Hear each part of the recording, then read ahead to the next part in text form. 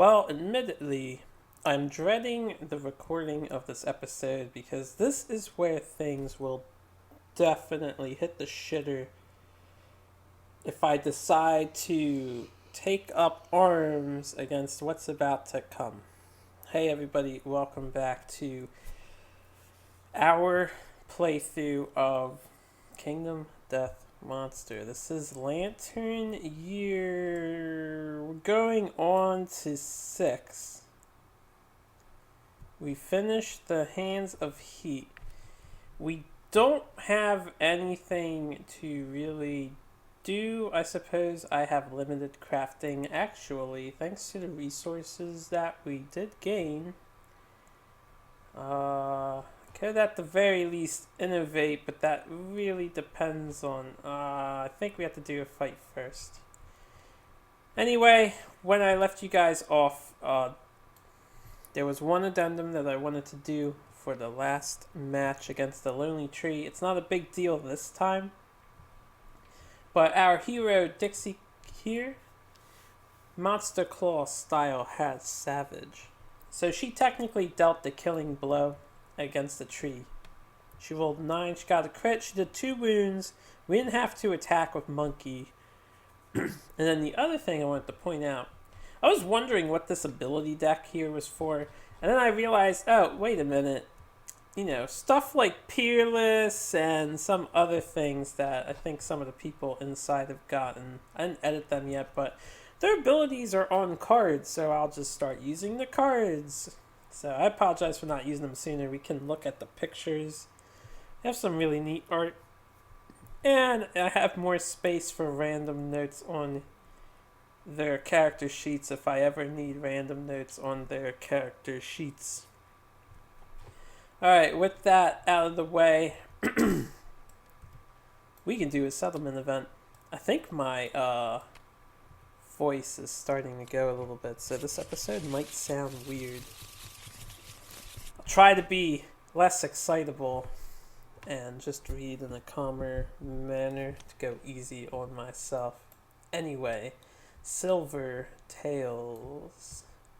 The survivors spend time telling stories, some true, some fantasy. After some time, one man in particular is picked out of the group. They remember a story he once told and wish to hear it again. The man refuses, saying the story is not a story at all, but the truth. Many survivors laugh.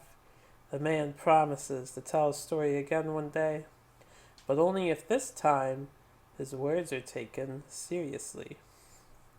Add the Silver City to either Lantern Year 13 on the timeline or the current Lantern Year, whichever is later.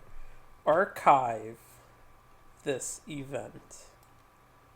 This is now no longer in the event deck. Silver City. Silver City. See, that was... This is the Lion God event. And I guess we're not going to do it as late as I had wanted to. Alright, Silver City is now at year 13. Thanks, settlement event. Well, that wasn't so bad. We get to update the death count.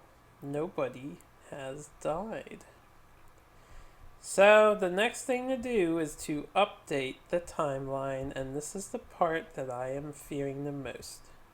Welcome to Lantern Year 6. Armored Strangers is our story event for today. Let us find out what is going down. And this picture should give you a good idea. You are visited by enigmatic figures, fully enclosed in armor. They march silently through the settlement. The only noise is a metallic clang as they pause before each survivor and tap their lantern halberds against the ground. These survivors have no choice but to helplessly await their mute deliberations. Add King's Man to the Nemesis encounter list. The strangers count people and take action based on the population. We have 8 or more, they will take a destructive action against the settlement. This dice will decide my fate. A 2. Here we go, guys. 1 through 4. The armored strangers wantonly execute survivors. -5 population. You may resist to avoid this loss. Oh my goodness gracious me, oh my. 5 people slaughtered. I was afraid of rolling low. Here's why. So, to resist them, you rise up, you stop the settlement phase, and prepare to depart for a special showdown with a King's Man. After the showdown, you resume the settlement phase. Do not gain endeavors, draw a settlement event card, or advance a lantern year. While I'm thinking about it at the moment, we do have 4 endeavors for the last hunt. That happens first. So if you fight this guy, the King's Man, instead of letting him murder, here's the issue with that. Nemesis Kingsman happens in, I guess if you count this year, 4 years from now. I would have 4 years to prepare for another fight with this guy if I fight him now, and on this year he will be level 2. Because Nemesis encounters are always forced to level up the second time you fight them. Man. So, losing 5 people for no reason seems a bit bad. The pro to losing 5 people is that this fight will be a lot easier on the 9th year. The downside to losing 5 people, well, that's 5 of our characters that just get wiped out. We could fight him, and only 4 of our characters would get wiped out. I know what they do when you lose, if you lose the fight, and this is a very difficult fight. And it's not that bad, it's actually kind of funny what they do. I won't spoil it, if I can avoid spoiling it.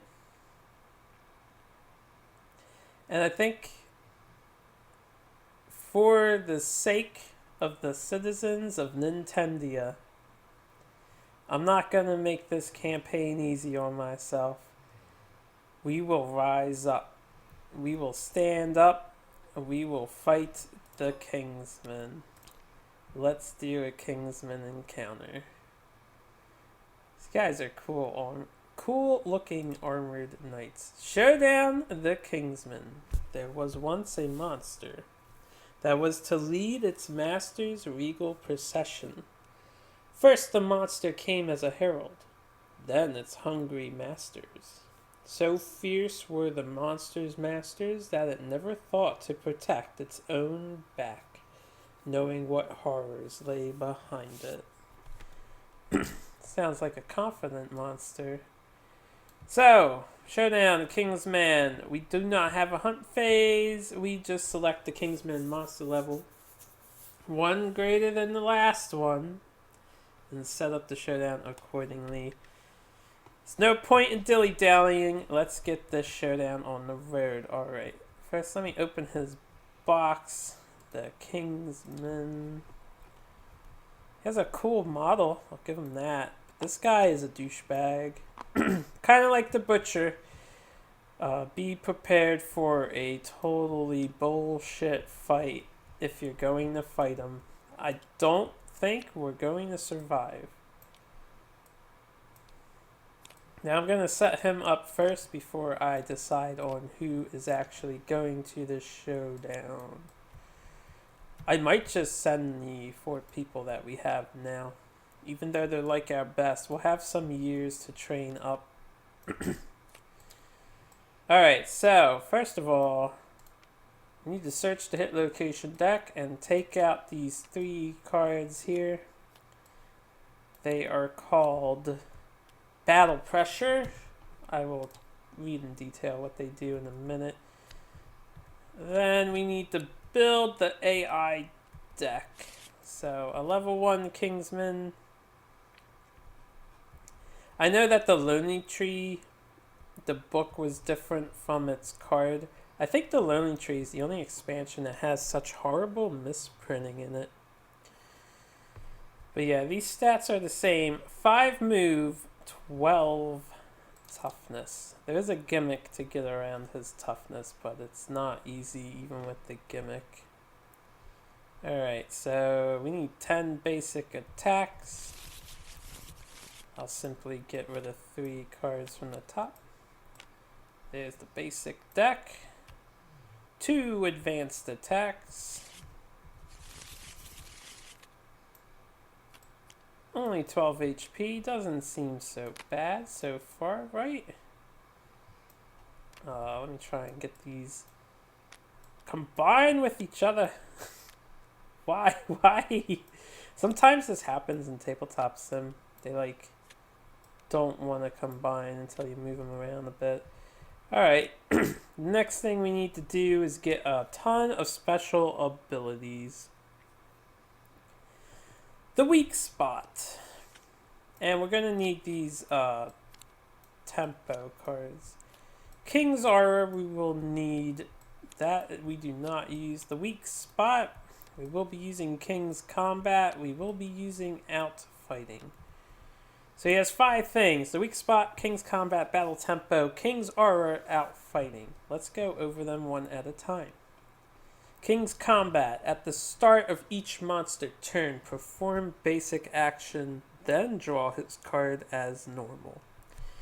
So, kind of like the Butcher going twice, he technically goes twice. In a slightly different way, but still a very annoying way. I just want to reset the camera there. It's getting kind of stuck. Outfighting. The Kingsman gains Reach 2. He has a halberd as his weapon. You'll see in the card profiles how that works. But he can attack a target up to 2 spaces away. Whenever he moves towards a target, always end his movement 1 space away from the target. If the monster is already adjacent to the target, it will move 1 space away. This means the Kingsman can attack on diagonals. So basically, we'll just use Marth here as an example. His range is this, and he swipes a 5 block radius, 6 block radius, 2 rows. And if he was here and he wanted to hit Marth, he would either move over 1 this way, because that would hit Marth. Actually, he wouldn't even move. If he was here and wanted to hit Marth, he would just swing at Marth. If he was here and wanted to hit Marth, he would swing. If he was here, he would move over here if Marth was the closest to swing. And if you were in some weird situation where he's like here, he could just turn around and then swing to get the Marth. So we'll see how that plays out while we fight him. But keep in mind his range. He has 2 main types of attacks. It's a swipe and a 2-row thrust that you want to look out for. Next thing with this guy, he has the King's Aura. At the start of the monster's turn, and whenever the hit location deck is shuffled, place the 3 battle pressure hit location cards on top of the deck. So what do these do? Well, when you draw this, the hit is just cancelled. If the survivor is adjacent to the monster, they may King's Step. So the basic deal with this guy is he has 3 immortal hits that he will constantly get back because he's emitting pressure in the fight as he is a trained warrior. The King's Step story is our survivors trying to match his tempo and footwork to better fight him. We'll see how that pans out later. Since we're talking about that at the moment, every survivor gets one of these battle tempo tokens, which is related to his step. I'll just put it on the edge of their profiles. Alright, and the last thing to talk about is his weak spot. The monster has -4 toughness when you attack from the monster's blind spot. So that's his gimmick. He has 8 toughness in the blind spot. So I suppose you could think of him as a level 1 monster in that regard. But he has a gimmick. His gimmick is actually his basic attack. He will always target his blind spot first. So it's really annoying to abuse his blind spot, especially since his basic attack, almost all of his attacks are 3 dice on 3 accuracy that do 3 damage each. Yeah, this fight is probably not exactly balanced. Let's shuffle his deck. He's all ready. Next thing we want to do is set up the terrain. There are 1 stone column terrain card and then 2 random terrain cards set up as normally. The stone columns go in particular places. So let's get the 3 stone columns. Exit that. I'll take a drink real quick. I'm like a little stuffy on my nose, so keep, if you hear me like clearing my throat or whatever you would call that, I do apologize, because I might be doing it a fair bit in this episode. I'm so sorry, guys.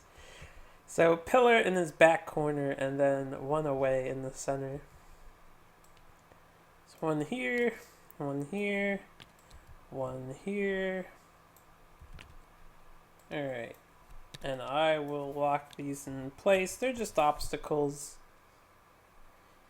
We can collide with them. They do get destroyed. Let's find out what our random terrain is. We have an ore vein. Roll 1d10 if carrying a pickaxe. Instead, roll 2d10. I have a chance to get some iron.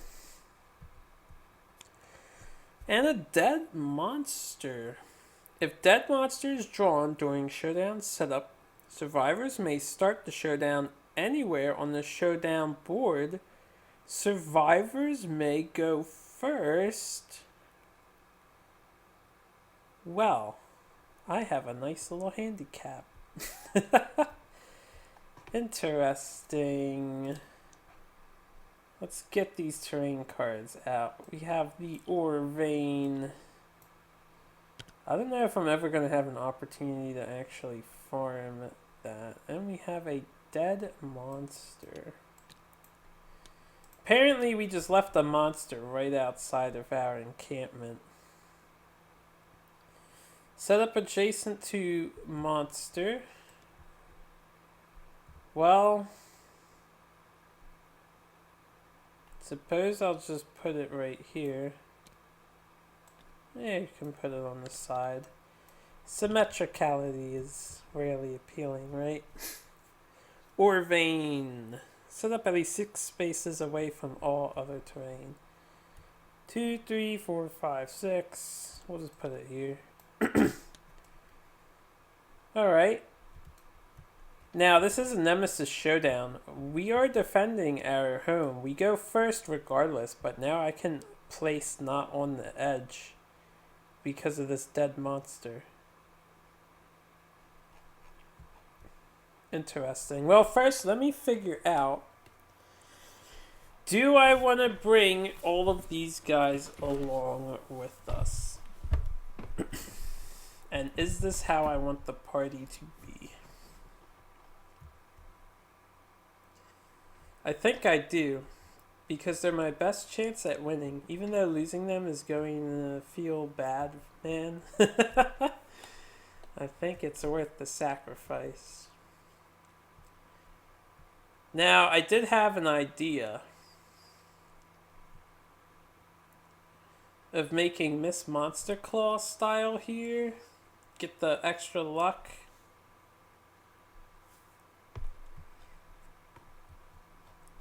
I can change out gear. There's nothing to really change out.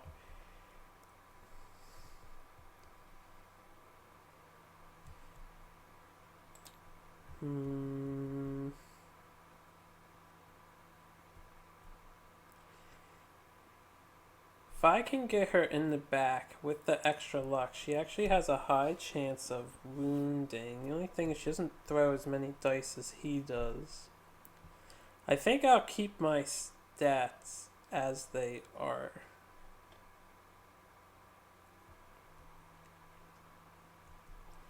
So let's get everybody set up. I'll keep them as they are. So we'll go left to right. Hopefully this party can work one more time. I will change up the party a little bit, because after we're done with this Nemesis battle, we get a regular hunt, and the next few years, the next 2 years, so the next 3 hunts will be standard stuff, where we can mess around a tiny bit, unless I do explore the Phoenix. We'll see. We will see. I haven't grinded yet. Haven't had the opportunity to grind. Anyway, so we need an evasion token for his armor. A second one for the monster grease. And a strength token for the necklace. A strength token for Marth's red fist. And 2 survival for the acanthus as well as other things. Alright. That should be everything he can do.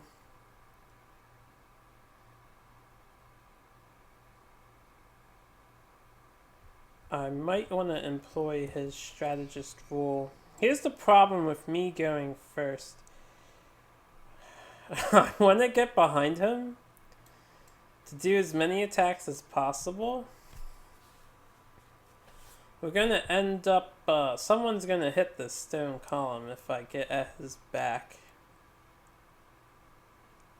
right away.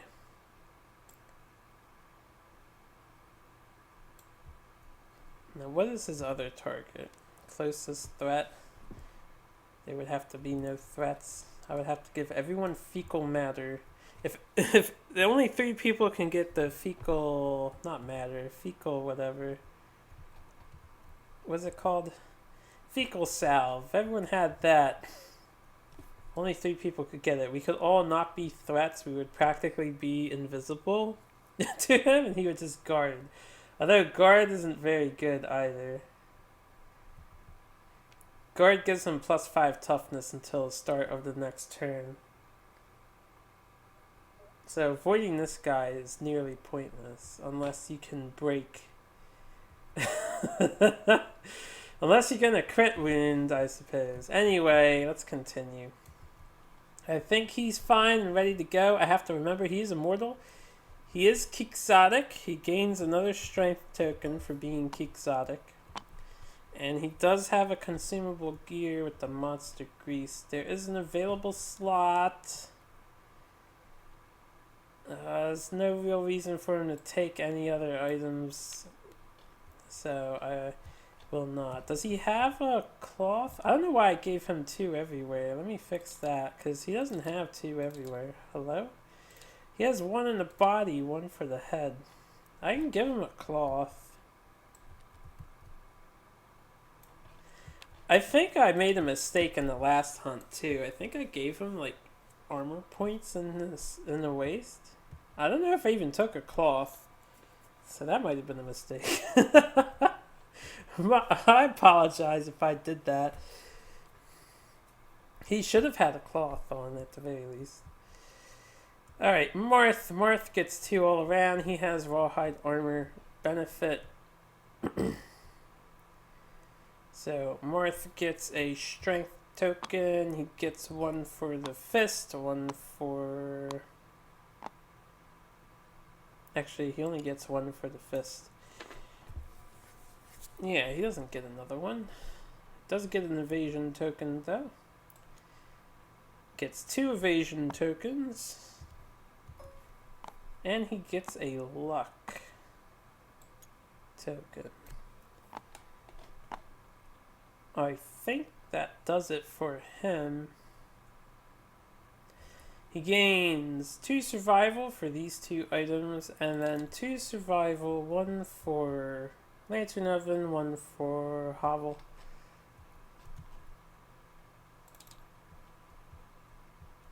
Dixie, 3 and 1. She'll gain 2 survival. She's still Monster Claw style.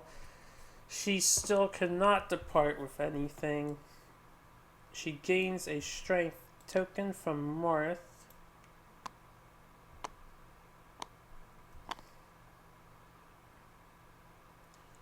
And I gotta remember that this is giving bonus stats too. I won't mark these down just in case I don't use Fist and Tooth. I should always be using Fist and Tooth though with her. And 3 and 1, right? Yes. Her survival, she gets +2 for that, and then 2 for the Hovel and Oven. Same thing for her survival, 2 and 2. She has the fresh acanthus. I'm gonna give that to Marth since he is the tank. And she doesn't have anything except 1 for the waist. I'll have to remember heroic is an option. Alright. Without dilly-dallying any further, I do not want to hit. I do not want to hit the stone pillars. So I kind of need this guy to come out. I can mine the ore vein right away. And I can scavenge the dead monster right away.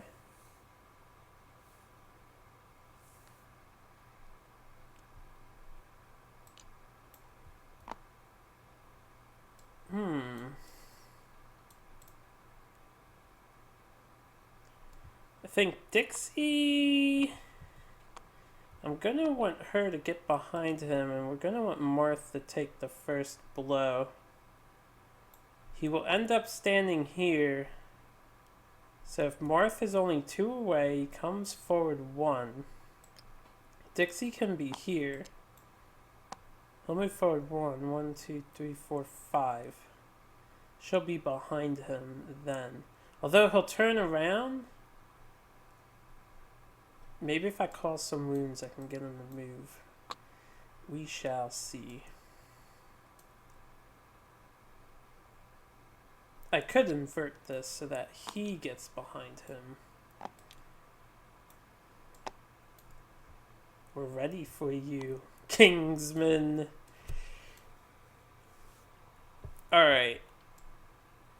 I'm nervous, but let's do this shit.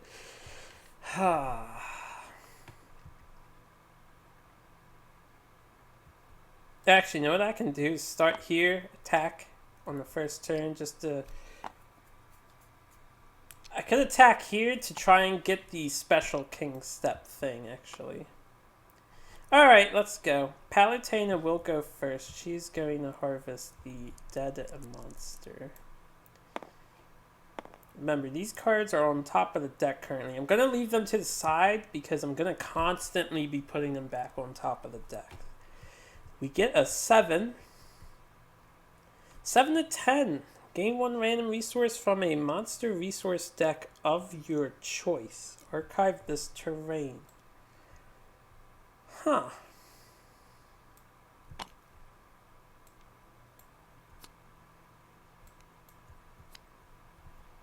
I think it would only be fair if I get the resource from one of my quarries or even the Nemesis.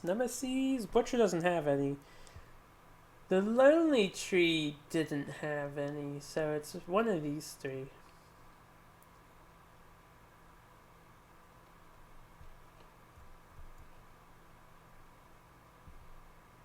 I actually think the Gorm suit is pretty cool. Some of the things it does, especially a regeneration suit, so if I could get lucky... Hell, if Gormite is somehow in there, I doubt the Gormite is in there. We'll get it from the Gorm, so we'll just open this real... Is that the resource deck? That is. Hiya. Copy, paste. And then that can go back. I got Dunspoon. With that, we want Palutena to back off. Actually, right here should be fine. Should be... We'll stand right there. Okay. So that's Palutena. Get my dice a little more. Maybe I should leave them all over here. Because I'm usually on the left-hand side for some reason. And since this is no longer here, I'll just put this away. We'll have Dixie mine for ore. Wow, good job. So 4 to 12, gain an Iron Strange resource. We have one here, so I'll just copy pasta that and give it to Dixie. There we go. Archive this terrain.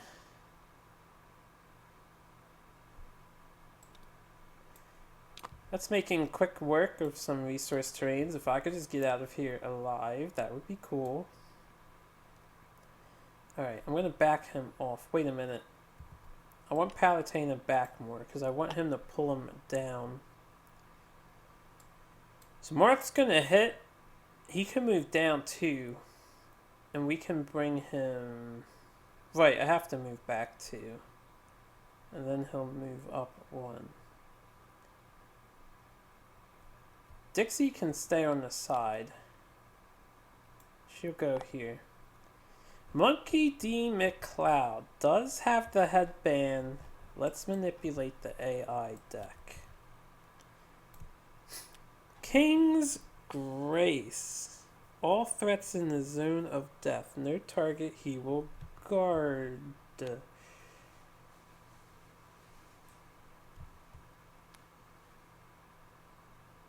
Damn, I don't want him to guard, but I don't want anyone in the zone of death. In the order of the monster controller's choice, attack each target in the zone of death. Survivors with King's Step may ignore this attack. The monster does not attack any survivors guarded. I guess I can make him guard for a turn. And we can just let this card pass by. Otherwise, he would hammer. Actually, that won't pass by. He does a basic attack first. So Martha's going to be in the zone of death. Hammer. Closest knockdown survivor. Closest threat will be Marth. No target guard.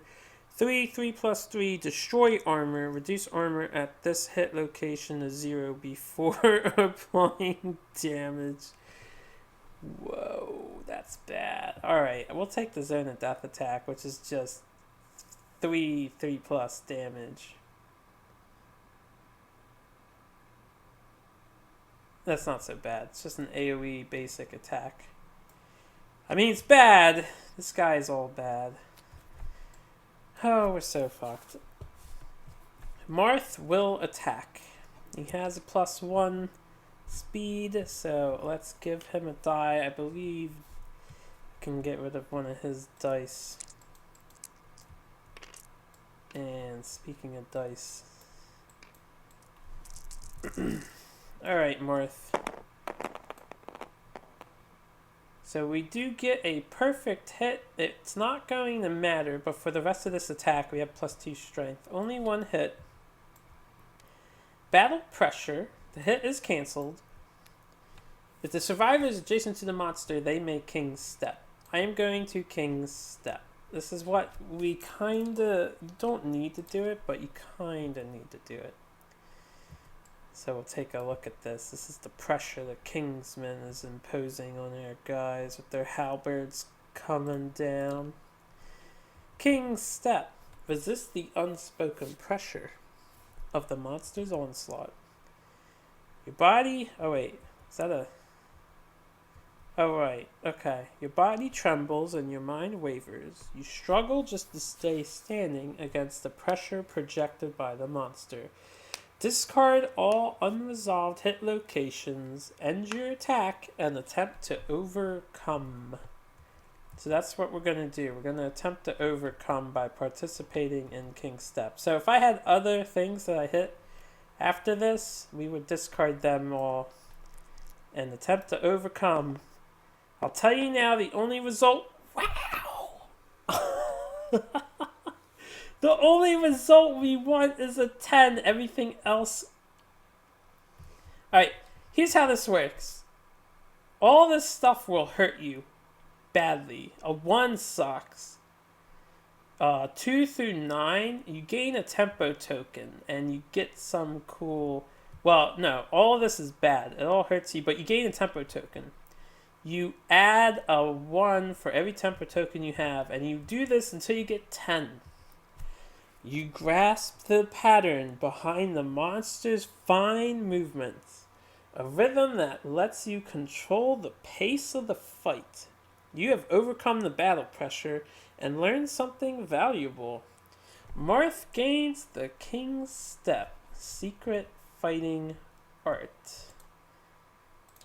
Very fucking useful for this fight. King's Step.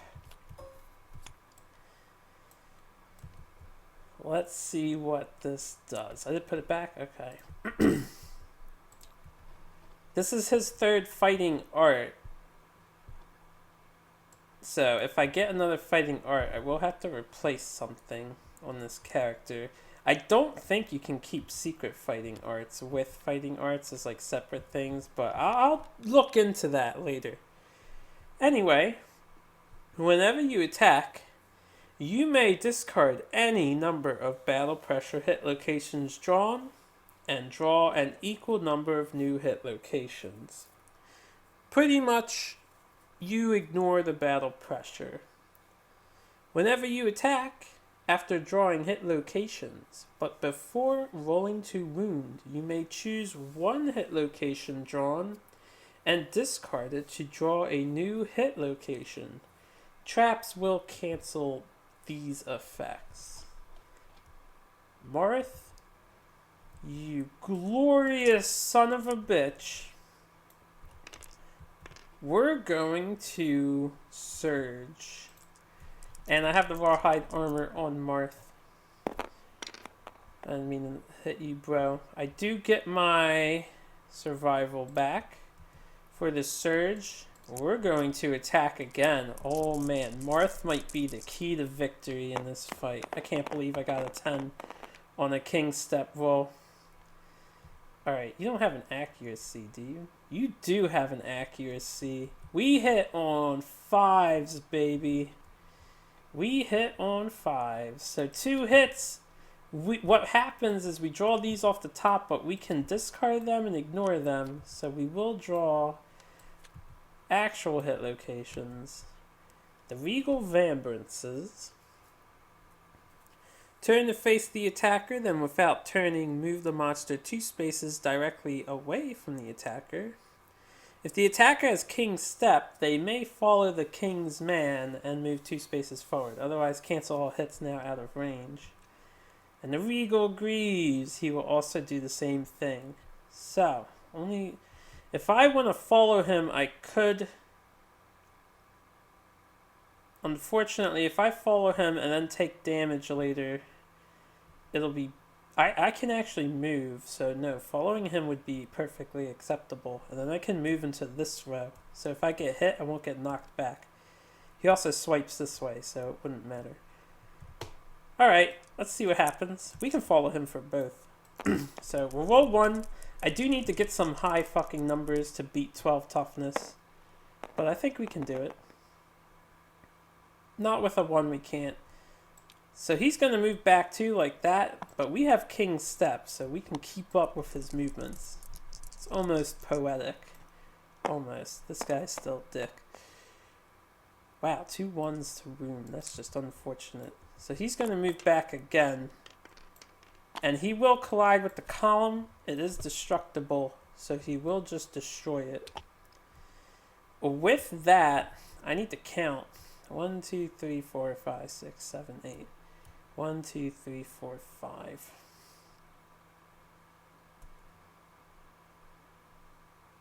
6. I could come down to here. And he only has movement 5, so he would... Ooh, wait, 7? 1, 2, 3, 4, 5, 6, 7, 8, 9.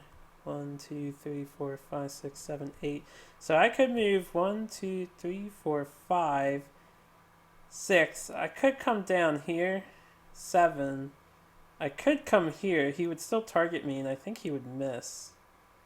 Because 1, 2, 3, 4, 5. He would be here. He would still hit me. But he would come really low. I want him to get in his back, though. If I want him to get in the back, I want him to stand here. If I want him to stand here, I need to be here. So both of those wounds failed. These go here. Unfortunately, those were good hit locations too. 1, 2, 3, 4. So if I stand here, he'll come here. 1, 2, 3, 4, 5, 6, 7. 1, 2, 3. I'm just triply checking that he won't go after them. 1, 2, 3, 4, 5, 6, 7, 8, 9. Yeah, and that's 8. Okay, that's fine. So we will end our turn, and Marth is going to be the key to victory here. Someone else could try and get King's Step, but I might ignore it. So it's the start of his turn. These go on top of the hit location deck. Unlike the Butcher, his hit location deck doesn't shuffle. So he will perform his basic action. Closest threat is Marth. He will move 5. So 1, 2, 3, 4, 5. And he is in range to swipe at Marth. And he swipes across this way. Swings his halberd 2 rows. We do have 2 evasions, so it hits on 5s.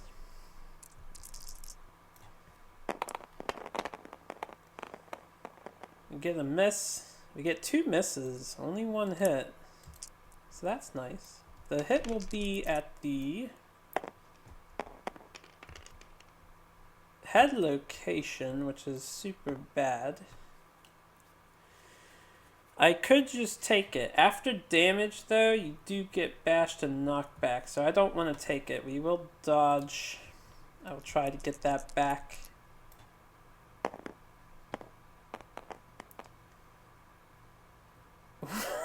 Nice 9. We do get it back. Good for me. We're getting a little bit of luck here. Now for his AI card.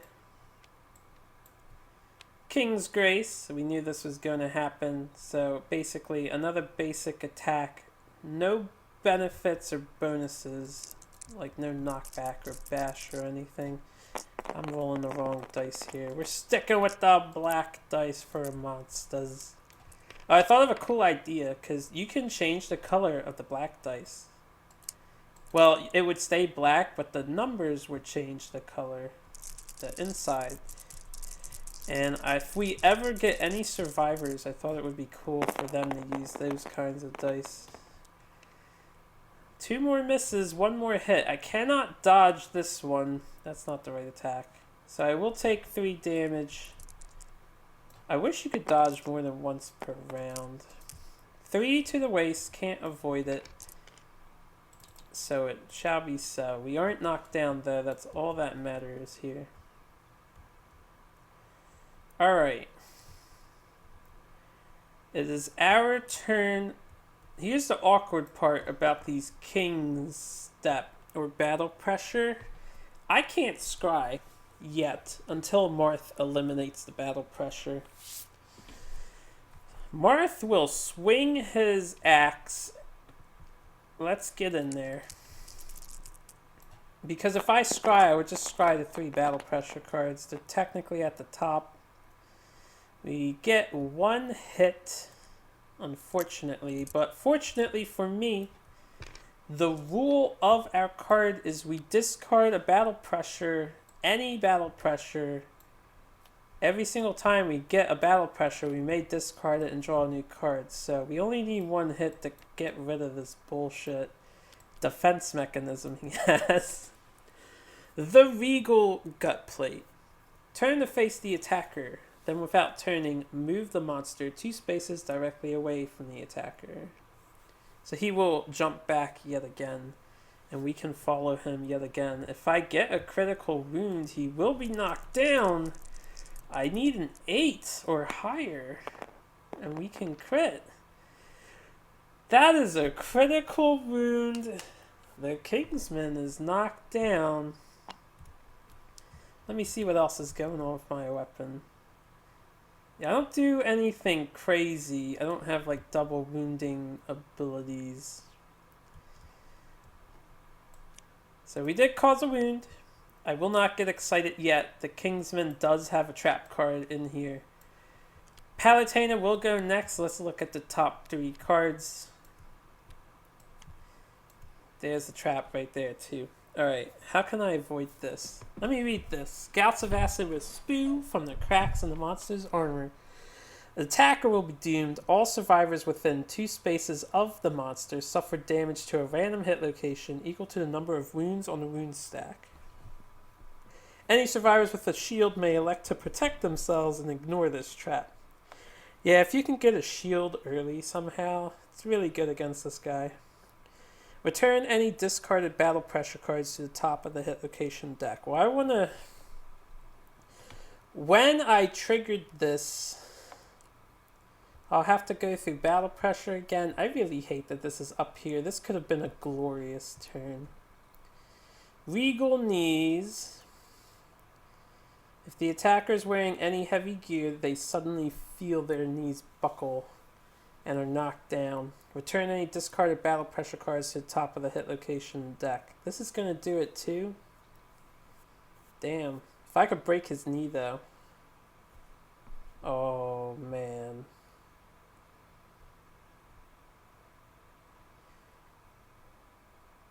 Oh man.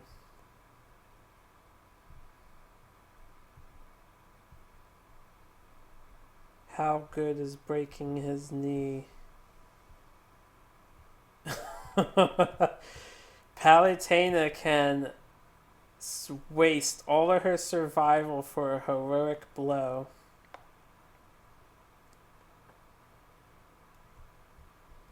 Is it worth it to break his knee? It might not be.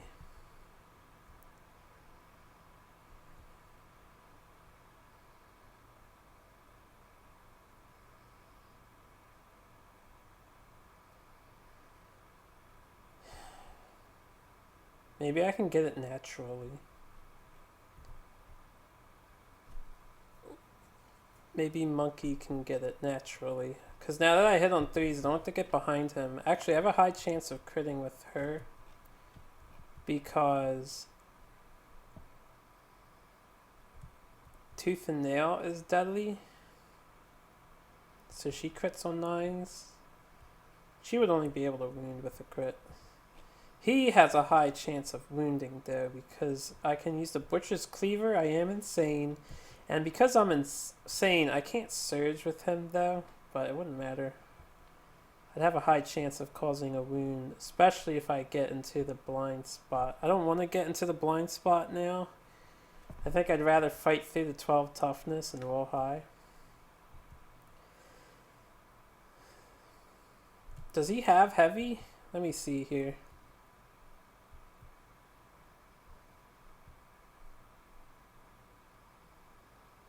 No. No, he doesn't. What I can do is try to get these 2 cards wounded.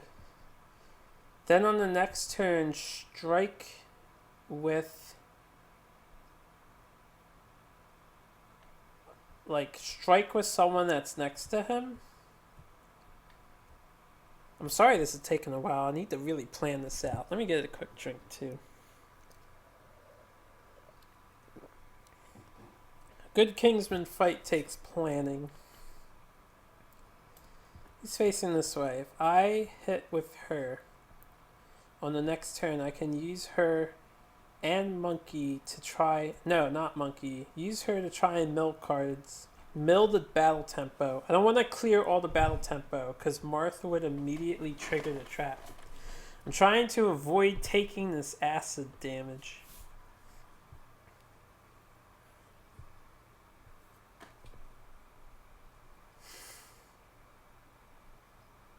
I could let Monkey trigger the trap. Acid damage will go to his brain. There's only one AI card in the deck. Alright. I'll figure this out somehow. No one has heavy gear, I think. We're gonna have Monkey come up. 3, 4, 5. And Monkey is going to swing in there with his Butcher's Cleaver. I actually missed. And I can't surge with Monkey because he's immortal and insane at the moment. Alright, Dixie, I need you to do what Monkey was supposed to do.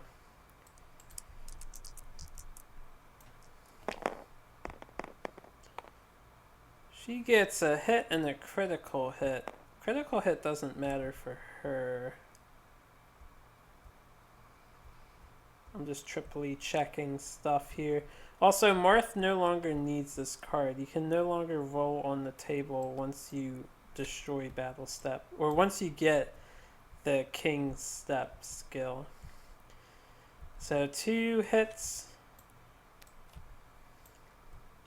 This one is first. Its effect still works. I'm fairly certain it's not a reaction.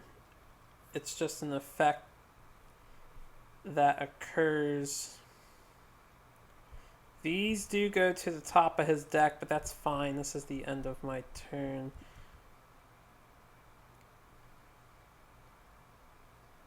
Alright, nothing heavy. Just making doubly sure. So we'll roll the wound once. Monster Claw style. Oh man, I saw that. Alright, that's not going to wound. She needs to roll a crit in order to wound on a 12 toughness. We'll roll for this. Alright, no crits, no wounds. The trap is on top. Well, technically. The trap is on top. Alright.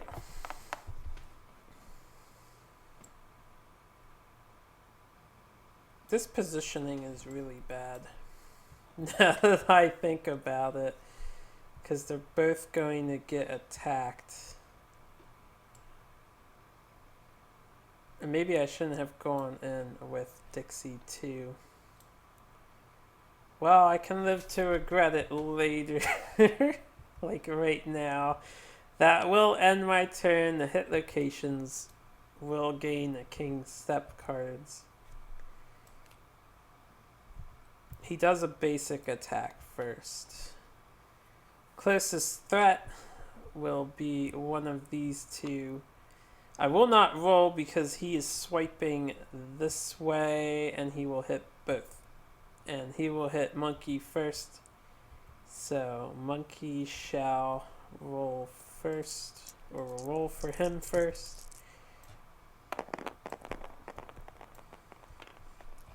Alright, get a 9, a 2, and a 6. Fairly certain the 6 and the 9 are 2 hits. Monkey cannot spend survival. He does think he's immortal though, so what's going to happen is he's taking 6 damage to the brain.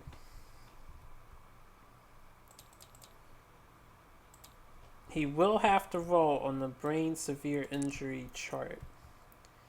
If I'm lucky, we'll get insanity back, and a lot of it. So we roll a 7 plus 2 for accept darkness. Let's see what sort of brain trauma we suffer. A 9. New perspective. You are knocked down and gain 1d10 insanity. That's not so bad considering he is immortal. So he will get 5 back and be insane again. He is going to be knocked down. He's also going to get blown into Dixie first since he gets hit first. Due to this attack having bash and knockback 5 in the direction indicated by the arrows. So he gets hit first and then she's going to be knocked down regardless because they bump, but we'll see if she can dodge his blows. She won't take it as well as he did. Does the 3 hit? Do you have 1 evasion, monster grease. So 2 hits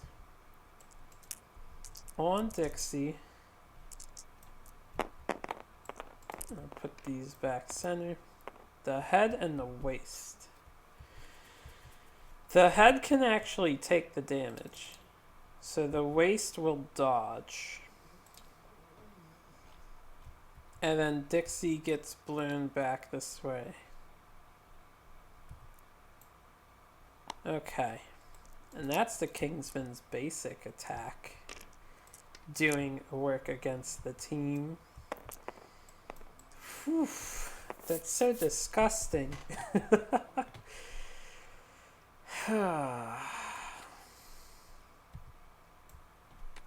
Force thrust. Closest threat and field of view in range. Marth. Full move towards the target. Make a separate attack against each survivor in the highlighted zone in the order indicated by the white arrows.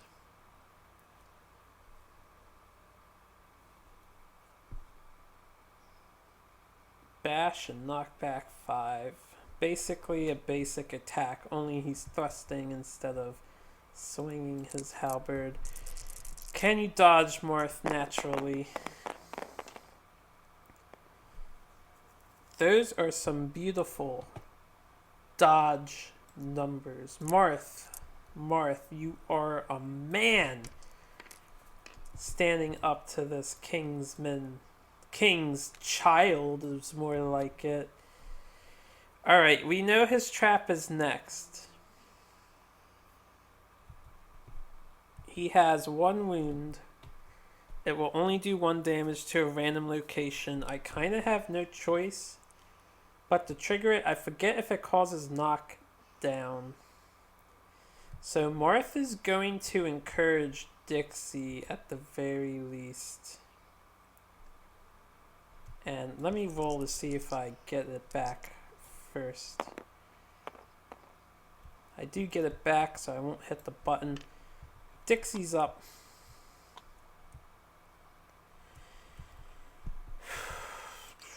1, 2, 3. We'll come over here. Marth will swing his battle axe. We do land 3 hits, so we'll just courtesy this. 1. It would be 2. I do draw these, and then they would all get reshuffled. So, gouts of acid spew from the cracks in the monster's armor. Marth is doomed. All survivors within 2 spaces of the monster suffer damage to a random hit location, so that will be 1 damage. Any survivor with a shield can ignore it. Return the battle pressure cards back to the top. I shouldn't have picked her up. I got it back for free, but I shouldn't have picked it up.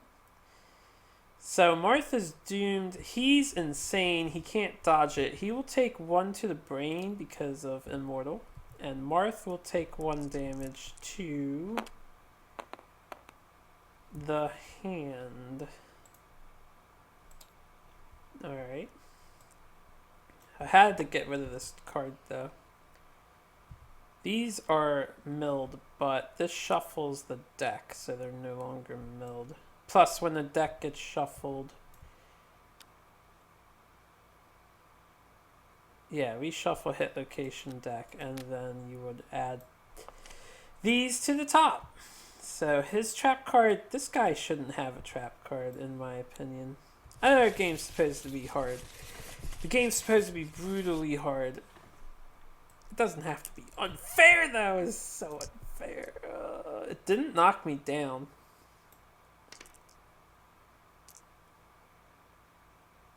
We're gonna surge.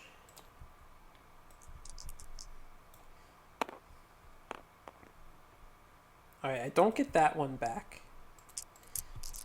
Marth, I believe in you. To not hit the trap card again. We do get a 5 and a 7. That will be 2 hit locations. Did I just put in the things? I did. I'm not going to shuffle the deck. I'll just pull these out. Because I can't see what the cards are from here. So Marth will hit these and keep discarding and milling them thanks to King's Step.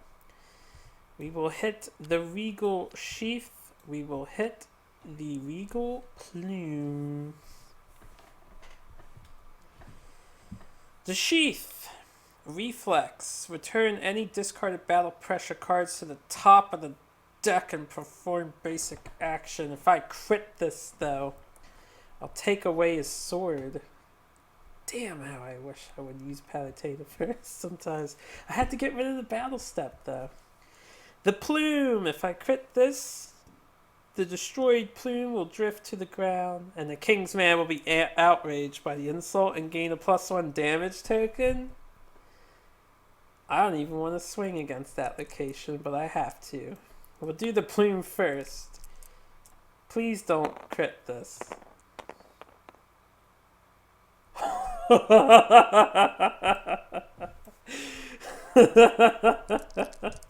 It leaned towards the crit. Yeah! I ordered correctly. Reflex is ignored. Critical rune, lost sword. That should say lost halberd. Come on, he has a halberd. Very plain and clear as day.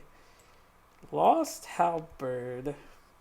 Permanent injury. And he gets a wound. That was Marth's surge attack.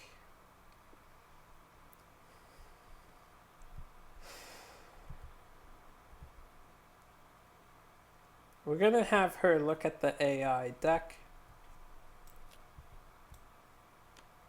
Regal Gauntlet.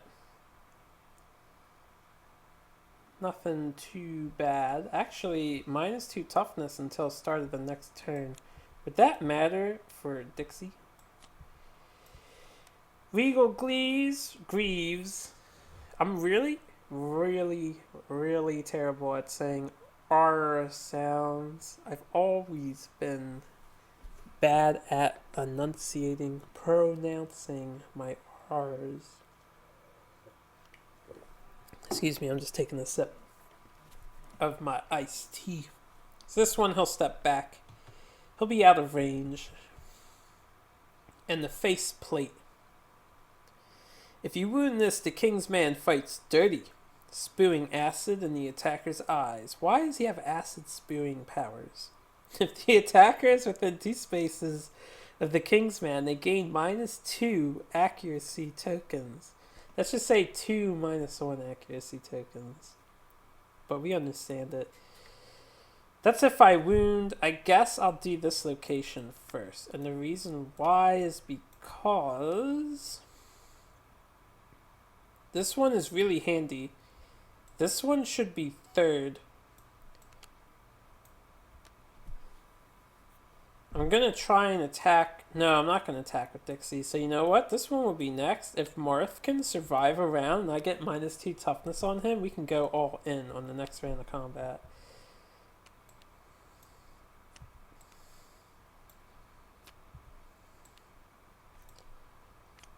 I'm going to surge with Palutena. And she's going to chuck a bone dart. Odds of me actually doing a damage here is super slim, but it's possible. Well, we didn't hit, so it's a waste of a surge.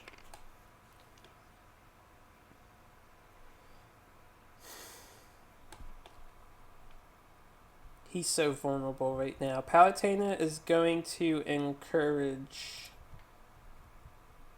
Monkey to stand up. I'm going to try and break through the 12 toughness. I don't want Monkey. Monkey could become the priority. This is a chance to wound me, and Monkey could take the hit, and then Marth would be in the blind spot. Monkey taking hits is good because he's immortal. He'll roll in this, and we have a high chance of getting insanity back that he'll just constantly be immortal. Here's how this works, by the way. So, it says, while you are insane, all damage dealt to your hit locations go to brain. If he's ever at 2 or 1 insanity, 2, 1, or 0 exact, without rolling on the severe injury chart, then he would take body damage, and he could die from body damage. But as long as he takes a fuck ton of hits, so this goes down all at once, because I accept the darkness, the Immortal Brain Disorder is one of the most powerful abilities in the game, actually. Because he will keep gaining insanity. As long as you don't roll low. You could roll low and only gain 1 insanity. By the way, I keep forgetting, he's peerless. So every time he gains insanity, he gains this. It's too bad he can't use it while he's insane. Anyway, I think it might be okay to abuse the blind spot right now.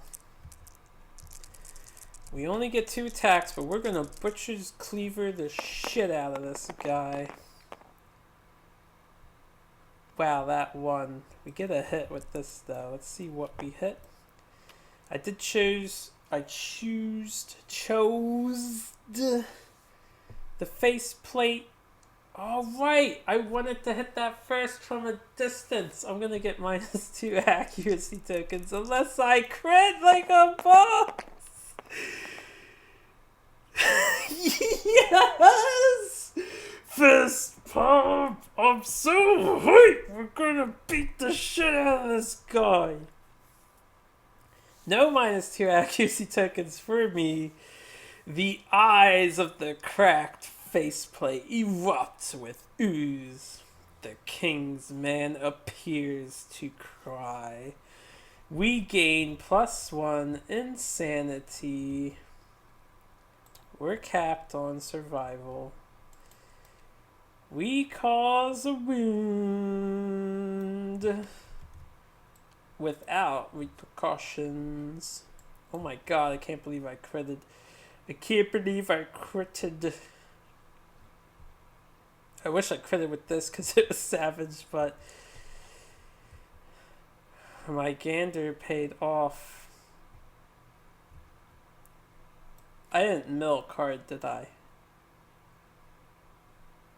Pretty sure I did not. Yeah, that's the third wound. The first time he striked me with that AoE, he only did 1 damage, and the second wound is this persistent injury. So this is the third. From now on, I need to calm down. I'm getting excited. But I gotta remember to deal wounds. These monsters are no fucking joke. I wish I could surge, but I cannot. However, Dixie 2, 3, 4, 5 can get on the side of him here where she won't get hit. I hope. And she can try to crit like a monkey did. So we do get 1 hit. By the way, Marth and Monkey have wounded. If Dixie can wound, and if she survives and we win, maybe she can get some more weapon XP on that fist and tooth. Holy shit! She gets a crit! She gets a crit! Attacker gains 1 survival. The Kingsman staggers and gains -2 toughness until the end of the turn. That matters because I'm gonna attack again. Before I forget, she's savage with the monster claw. We caused 2 wounds with that attack. I'm going to surge. And we are gonna keep up this onslaught. So a 3 and a 7. 1 more hit on the Regal Greaves. That's going to be an interesting turnout. Oh my god. Alright, a 6, 7, 8 is not enough to do 10 damage, so no wound. He is going to face her. 1, 2, back off 2. He was gonna attack Monkey regardless, but if I don't know, this could be a problem. Alright. My high is down. I did some good damage in that round. However, these cards are back on top of the deck. It is the Kingsman's turn to basic action. Closest threat is actually Marth. Doesn't say in range. So he will do this. He will full move towards Marth, which means he will back up to get distance. And then he's going to swing his halberd. Luckily, she's just out of range. So Marth is once again taking these blows for us. And I realize I have his dice where I usually keep the monster dice. Alright, 3. You only have 2 evasion. So here's where I get smacked badly. That's 3 hits. That is 3 hits. Please don't kill my Marth. Do not kill my Marth. We have the body, we have the waist. I think the waist is, the waist twice. Well, the waist is vulnerable. I will dodge the body. I will get that survival back.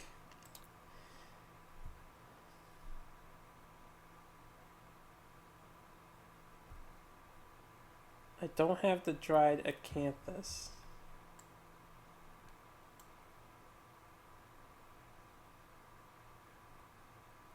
What I could do with that survival dodge is dodge the waste instead.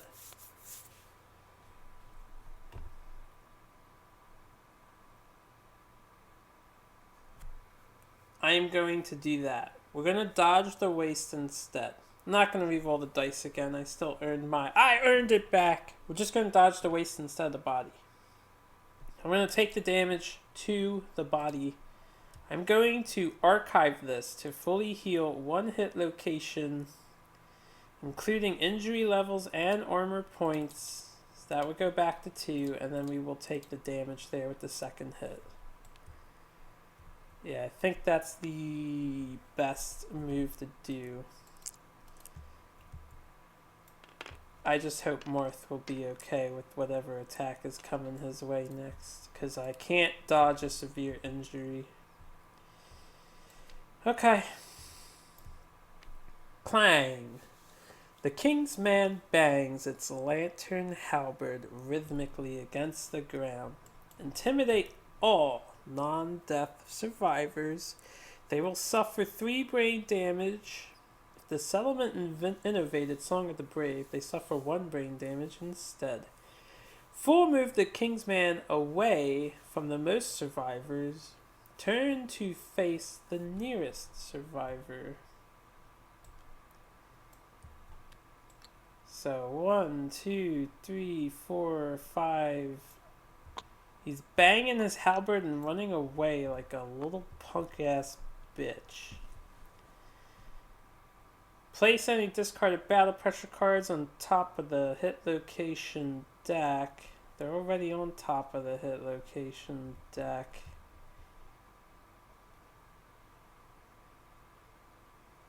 Why would Clang do that? Because in order for Clang to occur, unless he has some high level ability where his cards get played out of turn, they would always be on top of the hit location deck. It's his turn. I don't know, I'm getting confused by that. Alright. Can't dodge Clang. This is bad. He's not insane anymore. Marth will be taking heavy brain damage or severe brain injury. Palutena will be taking a severe brain injury. Let's see how they do. So let me reaffix this to my usual setup here. Alright, we have a 10. Remember, we get +2 for accepting darkness. So 10 for Marth, 5 for Palutena. Marth gains Frenzy. Oh, fuck me sideways. That's bad, actually. Maybe it's not so bad. No, it's bad. It's bad. Alright, one thing at a time. 1d5 Insanity for Marth. He will gain 5. +1 Strength token. +1 Speed token. Oh, fuck. Ignore slow on melee weapons. You may not spend survival. You may not use fighting arts. You may not use weapon specialization or weapon mastery. Can be gained multiple times. Lasts until end of the showdown. Well, I felt good about this fight until right about this very second. Palutena gets 5. Danger Seizure. She thrashes about wildly, dealing 1 damage to herself and every adjacent survivor. Gain a random disorder and 1d5 Insanity.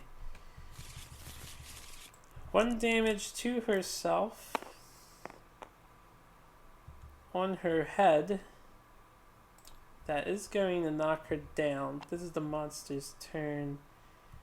Yeah, that's annoying that knocks her down. 1d5 Insanity. I will reroll that. Sorry, monkey. So that'll be 3. This attack is not cool.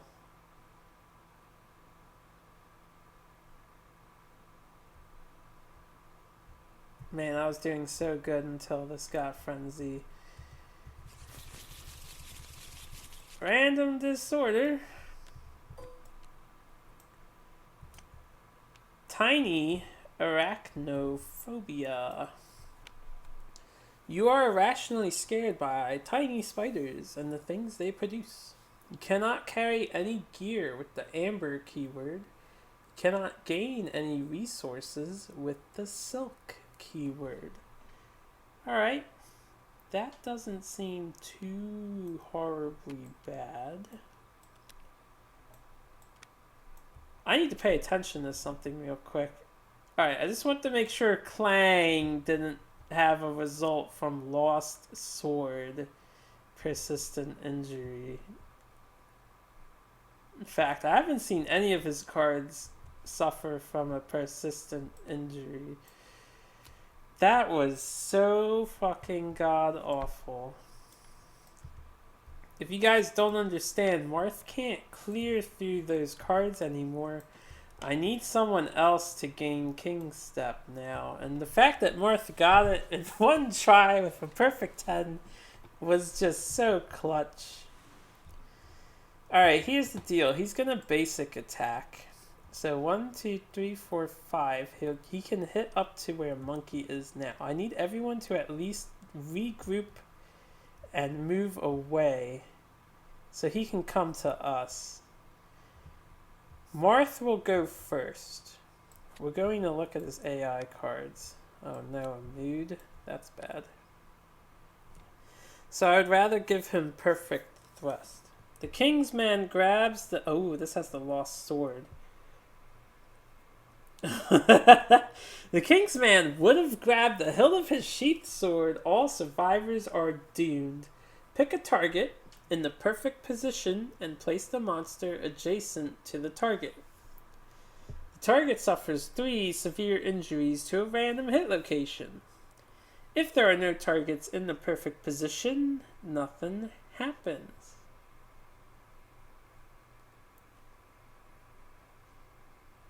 Okay, I understand what it's saying. But he lost his sword. So this is obviously going to go on top, and then I have to worry about this mood later. When Lash Out comes into play, draw AI.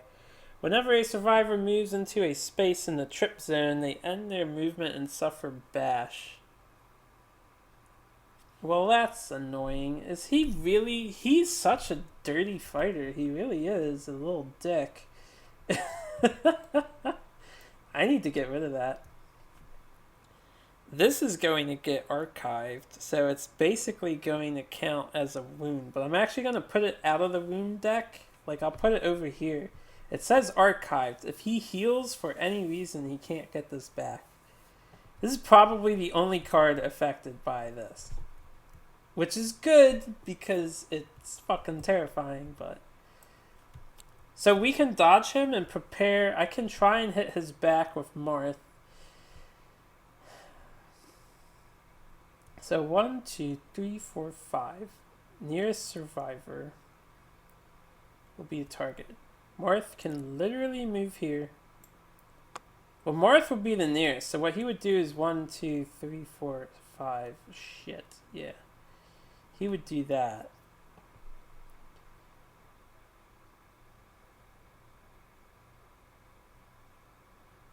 So Marth should be here. 1, 2, 3, 4, 5. And then 1, 2, 3, 4, 5. So Monkey should be here.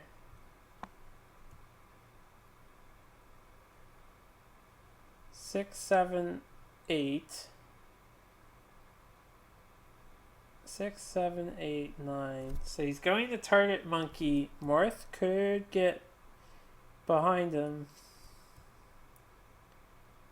No, Marth can't get behind him. We could get to the side of him. We can all just attack. And I can try and get these two to learn King Step. Palutena will stand back up.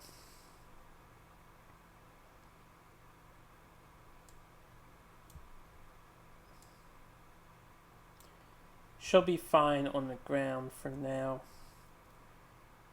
He can't spend survival anymore. He can! You know what? Since Monkey has survival, let's spend it to get Palutena up. Even though I have to add her into my threat calculations now. But I want Palutena to look... I can't look at the top 3 cards! It's this shit.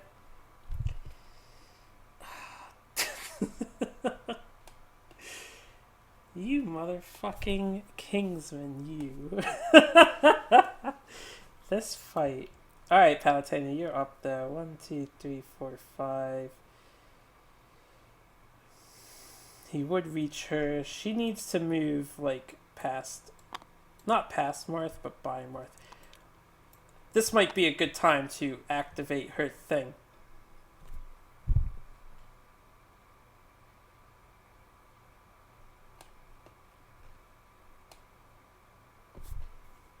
Because I could surge after scanning his hit locations, after getting rid of these, and then I can heroic strike or heroic one of the hit locations if there's a good one to get. And do an auto critical wound. This is back at 12, by the way. Alright, we'll end our turn like that. It is the Kingsman's turn. He will basic action. The nearest target is 8 for him. 1, 2, 3, 4, 5, 6, 7, 8, 9. So he will go 1, 2, 3, 4, 5. He cannot reach. He will face monkey. And then he will draw his AI card. He'll be like, ah, my sword is not in my sheath anymore. This card gets archived. All survivors gain 1 survival. That's good for her because I'm about to spend all of it. Monkey's just back at 8. I wish there was a way to calm down Frenzy. Although, granted, Marth is rolling 4 dice to do damage. So instead of giving someone else King Step, I can just have Marth roll 4 dice. I hit on 5s. And I have insane strength. I can't do a surge though or anything. God damn it. 5. Marth will go here. And Marth will attack.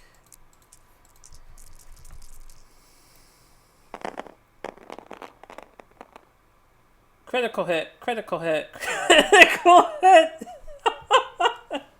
Marth, you beast. Good job, bro. Unfortunately, your fighting arts don't work anymore. So that'll be all 3 of these. Now, Marth doesn't get to draw any cards because fighting art doesn't work anymore. But he milled the cards that matter. Palutena will go next. First, we're going to look at the top 3 cards of this deck. The Regal Back Wound. If the attacker has 3+ understanding or King Step, the subtle pattern of the monster's evasive steps are laid out in the open. The attacker is on the verge of learning something big and may spend 5 survival to gain 1 permanent evasion. Well, she's not going to have 5 survival in a minute. Critical wound, broken knee. That could be good enough. It's a first strike. So I would... Well, no, I would only be drawing 1 card for this. And then halberd handle. Critical wound, -1 accuracy token. If his hits are on 4s instead of 3s, that might be better than breaking his knee.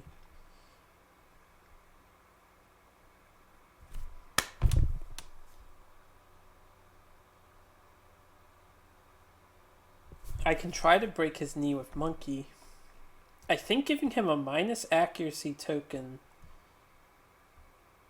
will help me live better. If he has to hit on 4s minimum, so then 6s and stuff, is that better than forcing the broken knee?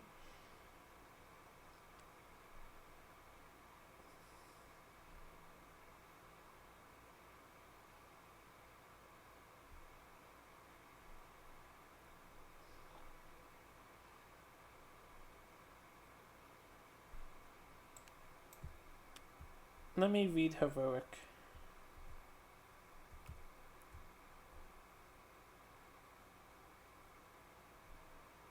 Okay.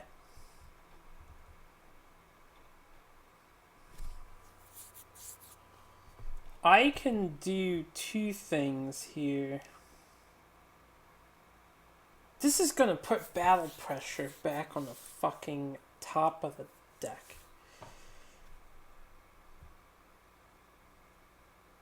So the back should be next, and this should be last. so I can nail this while I'm doing attacks. I think I want to give him, I don't know. I'm going to give him this. So here's how we're going to do this. If I understand things correctly,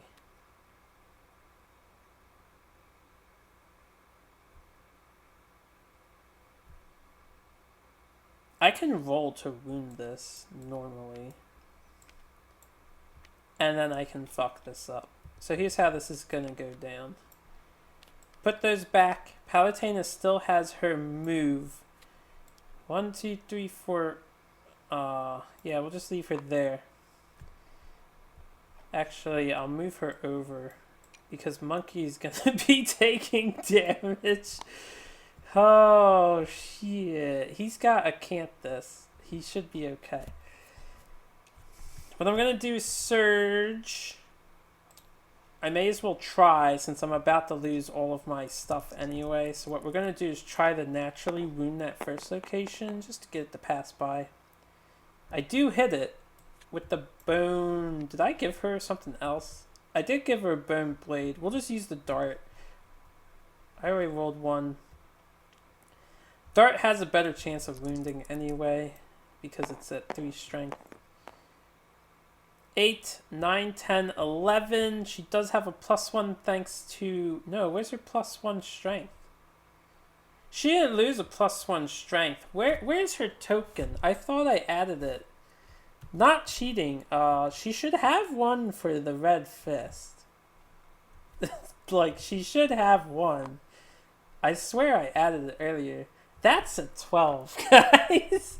9, 10, 11, 12. That is a wound. So my plan is working. With that, even if that didn't wound, we would have just milled the card. Palutena will heroic. She is next to him. It doesn't say it costs an action. It just says if you're standing adjacent to the monster and have 3+ survival, you can spend it all once per showdown to basically Founding Stone. So we're going to wound the halberd handle and give him a permanent -1 accuracy token. This goes back here though. So that's Palutena's turn. Next up, I want Monkey D. McCloud here. She caused the wound too. She's gonna get experience. Weapon XP. Monkey can actually Surge McCloud. He can't use the Butcher's Cleaver though, so we're using the Gax. We get the 2 critical hits. I'm gonna lose it. Critical hit doesn't matter. I need to critically wound him. Oh, cool. The first time you critically wound a monster gains a -1 evasion token? Why haven't I been swinging with the Gax first? I didn't realize it did that. Alright, slow down, one thing at a time. I got critical hits. I'm not in his flank, I'm in his face. So, just making sure nothing else crazy is going on here. 2 crit hits probably doesn't matter. This is a first strike. I guess I get to choose. If I'm wearing heavy gear, they're the same thing with different critical wounds. One is the spear, one is his knees. The Kingsman's knee will be shattered. Persistent injury, broken knee. The blow cracks the finely worked spear blade. The Kingsman gains -1 speed token. That would be super fucking good to land. I will do the spear first. I don't have heavy gear. We checked that before, so I'm not about to fall down. I'm going to re-roll that because the autosave kicked in at the worst time. I'm going to start always re-rolling dice that get auto-saved and that hit models. I just want some nice rolls here, man. That's some nice rolls here, man. That's some nice rolls here. I know the game says to always work for the game, but I'm not here to work for the game. I do my best for the game. We get a crit. We get a wound with the Gax. He has -1 evasion as well. We get a 3. Just need the math. 4, 5, 6, 7, 8, 9, 10, 11.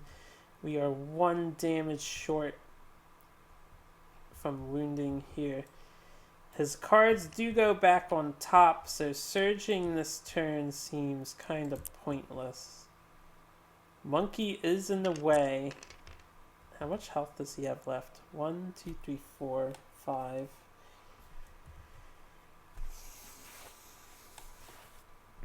What can you do, Dixie? Not really anything. We could get her ready to get behind him. 1, 2, 3, 4, 5. I'll have her move down here. She won't be able to get behind him, but I don't know what's going to happen next. Alright, Kingsman's turn. These would go back onto the top of his deck.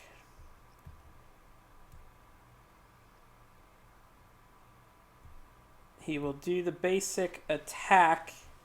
2 dice. Hits on 4s.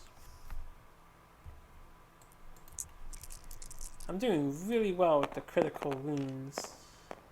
That's a crack. We'll take care of our monster. I am the monster player after all. He does hit with the 7.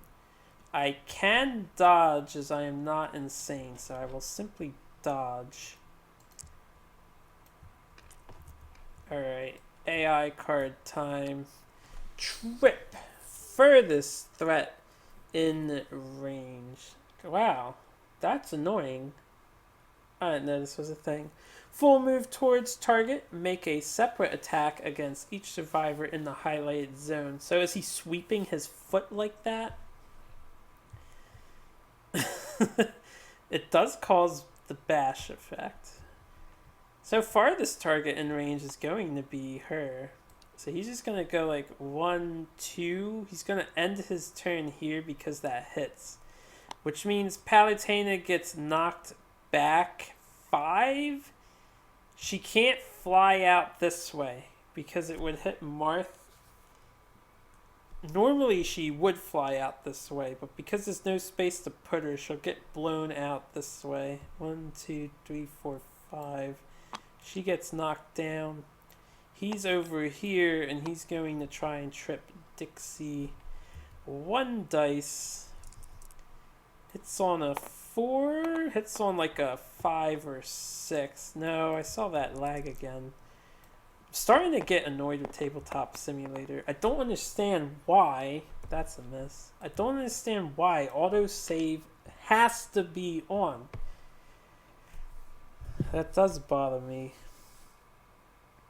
After this, after I'm done this game session, because this is going well, I'm confident enough to say that I'm going to kill this guy. After this session, I'm definitely going to see if I can like edit some text files to just eliminate autosave. Autosave is a real piece of shit. Okay, ranting aside, she's knocked down still. I could pick her up. I can't spend his courage to do it. You know what? Monkey has so much. I don't want Monkey to go first, though. Marth will go first. He'll get in the blind spot. I might be able to kill here. We get 4 dice. He has -1 evasion now, so I hit on 3s, 5, 4s, 3s because I'm in the blind spot and get +1 evasion. I'm surprised. I'm going to be accurate for once. 4 hits. That would be 3 King's Steps, and please don't hit the trap card. Trap card is coming up soon. Regal Vambrances. So he will turn to face me, and then without turning, move the monster 2 spaces away. I don't think I can keep up with him because I can't use my King Step skill, but it doesn't matter as only one of these is gonna... This is the only card. This is the 4th card. I don't need to keep up with him. We get a 5. That is going to be 6, 7, 8, 9, 10, 11, 12. Even if it wasn't a 12, 1 is back armor, so I only had to beat an 8. So that is going to be a wound. And then he is going to do this and jump back 2. And that will end Marth's turn. I guess I'm going to sacrifice Dixie here for the greater good. Dixie will encourage Palutena. And then she's going to get behind him and roll some dice. I need to figure out what she hits on. We're at the back. I don't think a 4 and a 2 hits, but I'll math it. We hit on an 8 normally, a 7 because of this. So 6 at the back. We hit as on 5 since he lost an evasion. So neither of those hit. I will surge. We'll try it again. Looking for 5s. I'm seeing the stutter. I'll accept that. Ah, dice. Why are you rolling over? It's no hits with her. That might be a blessing in disguise. 1, 2, 3, 4. I'll leave her down here. Palutena's gonna scry the next 3 cards because Monkey's about to man mode this guy. Oh, Monkey's about to man mode this guy. This will put battle pressure back on the deck. So if I only hit twice, I want this to be last, so I don't have to worry about the battle pressure. This reflex. Oh man, it returns battle pressure unless I crit. But if I crit, I could get a courage. So this one would be the reflex, and he'll hop into her, which is kind of good. If she gets blown to the left, blown back that way due to collision, she won't be a threat when she's knocked down. But then the rest of my attacks will miss. So we'll do that second. I'll do this first. No matter what, I'm putting hit locations on top.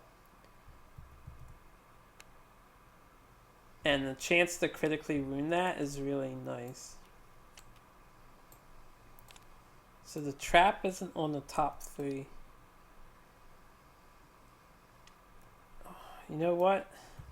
Oh, she's out of survival. Never mind. 1, 2, 3, 4. Monkey will go. Show 'em what you got, Monkey. Swinging the Grax. Do you have a 6 and a 7? That is going to be 2 hits. So let's resolve these in this order. I might have to suffer a basic action, but so be it. Unless you crit again! No! I was so hyped because I saw it, but it wasn't meant to be. Alright, let's math. 4, 8, 12. We do cause a wound.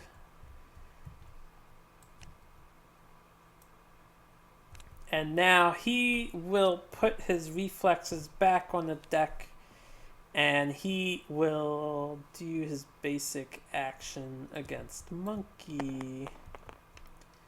2 dice for him. That autosave is going to be a problem that I don't know if I can solve. Alright, a 5 and a 7. So for Monkey, basic action, that's a 4+. He does have 2 evasion because of these, so that's 5 a 6. So only 1 hit. And Monkey's not insane. He will take damage to a location if I don't dodge the body. I will dodge. I don't see a reason not to, as it is our phase. This is only a retaliatory attack. So that takes care of this card. Too bad I didn't critically wound. And then the next card, unless I crit this, Dixie will get knocked back. But I think it's a good thing if she does get knocked down. A 1. That is not enough to wound. So we do fail. He will reflex by bouncing here. Dixie will get collision and collide. And she will knock down. So I think that's a good thing that occurred. 1, 2, 3, 1, 2. Now Palutena might be in danger though. Alright, these cards are back on top. He could surge, but the dude's out of the way, and I have to consider the trap card is approaching, so I might want to start throwing my darts. I wish Marth had a dart to throw. Because he doesn't have speed, and she doesn't have speed. So I could never mill enough of these with just the darts. Marth has to put his life on the line to hit the trap. Unless the trap's on the very bottom and I cause enough wounds. But enough dilly-dallying. Kingsman's turn. He will basic action. Closest threat is a tie. Evens Monkey. Odds. Palutena. He will go for Palutena. Alright. She should be okay. Because it's only 2 dice now. Thank God for that. He missed. And he missed. Naturally. That's good for me. If I'm really lucky, I'll get that, well, no, I can't ignore any of these. So, Force Thrust. Closest threat in field of view and range. Palutena once more. Pretty much the same attack, except after damage she would be bashed and knocked back. She should be fine. Alright, 1 hit, 2 hit. She should be fine. I was really hoping she would dodge one. Oh god, Palutena might be completely fucking dead. She will be rolling on the severe head injury chart. I do have Dry to Canthus. She also took body damage. She will be rolling on the body severe injury chart. I only have 1 Acanthus. Palutena! Our Scryer! Please! This will be for the head. I'm not gonna deal with hitting the fucking table edge. Now that's a roll. That's a roll in the middle of the damn board. Head injury, she rolled an 8. That's good. Concussion. Your brain is scrambled like an egg. Gain a random disorder, gain 1 bleeding token. Good result, good result. Random disorder. Might not even be bad.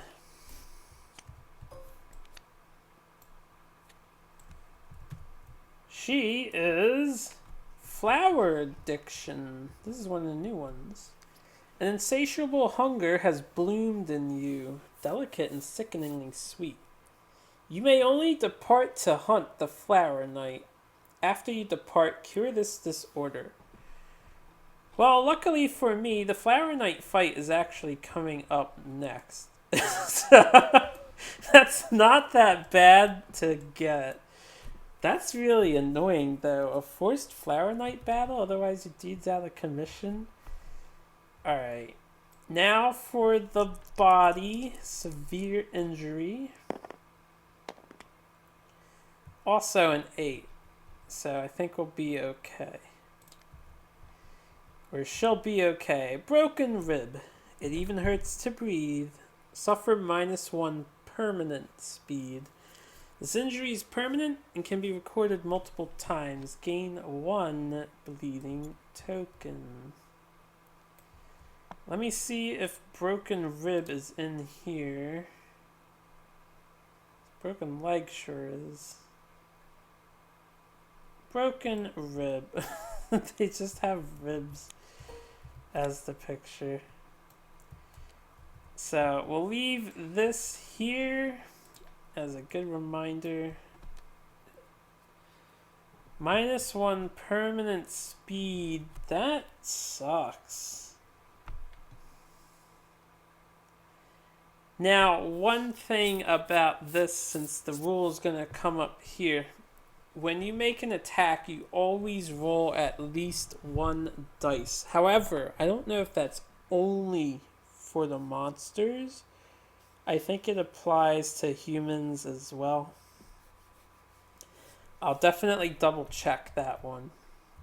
But I think you always roll at least 1 dice when your speed takes your profile to 0.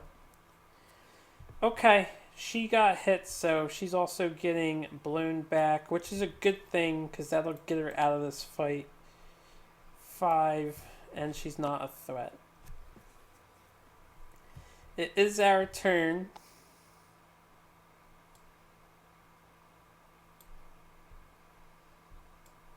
There's 2 HP left on this guy. I think Marth should just take a hit.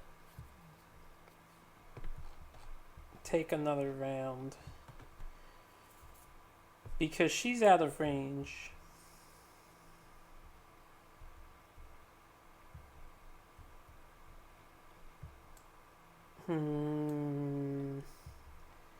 Mr. Kingsman, what say you? Monkey can flank.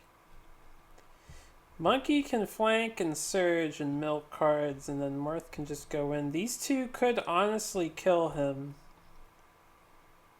It's possible.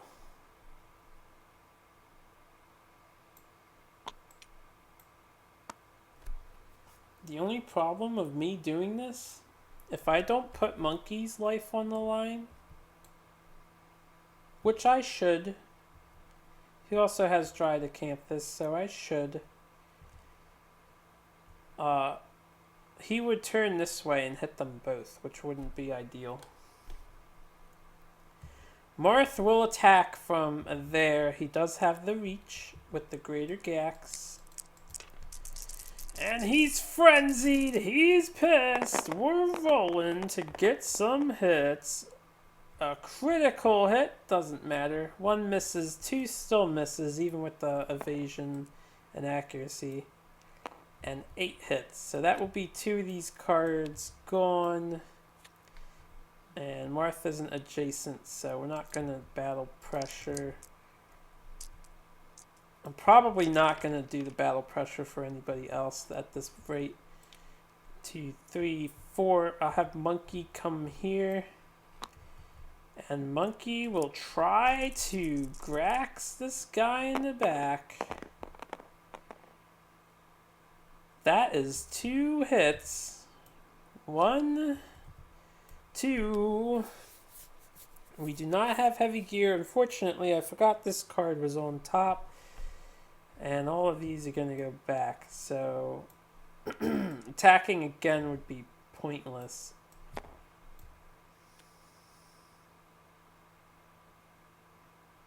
No, if I King Step, I don't get a chance to wound. We have a high chance of wounding here. Let's roll the wound. That is a 3. I think I need a 4.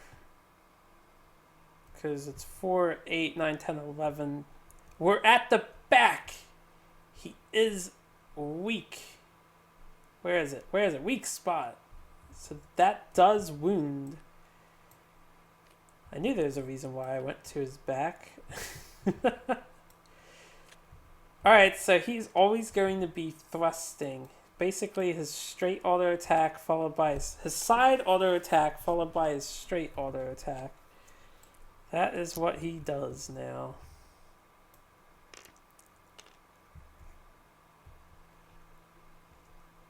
One, two, three, four, five.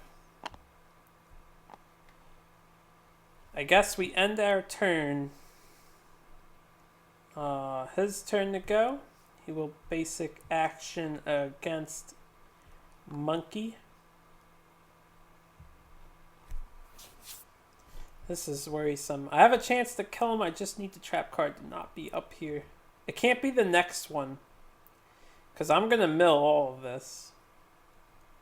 The trap card is the next one while I'm milling. Like if Marth hits 4 times, that's bad. If Marth can hit at least twice, I can use her. Alright, let's just do the Kingsman's attack. Getting ahead of myself. Kingsman swipes. And he gets 2 hits, that lucky little bastard.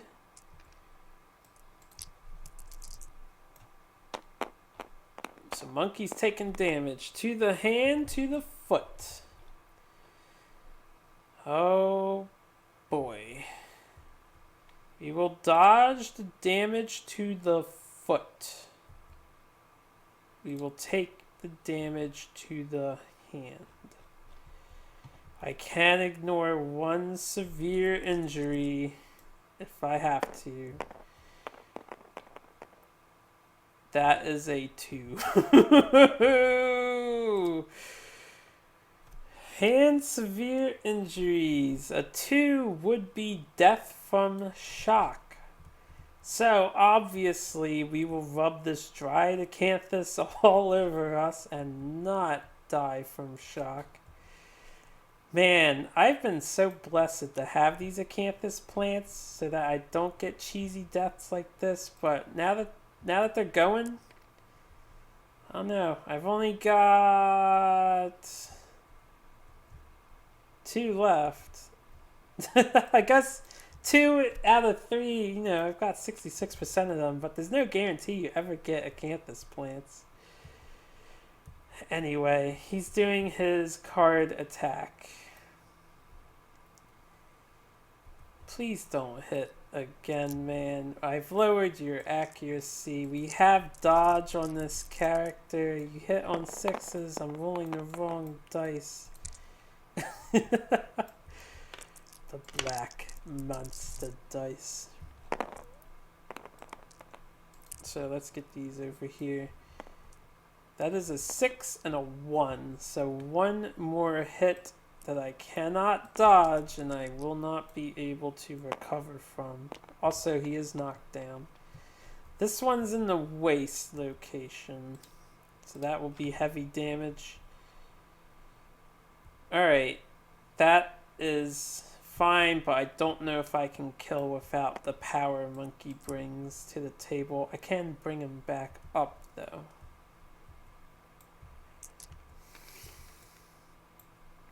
King, king, king, king, king, king. Kingsman, Kingsman, Kingsman.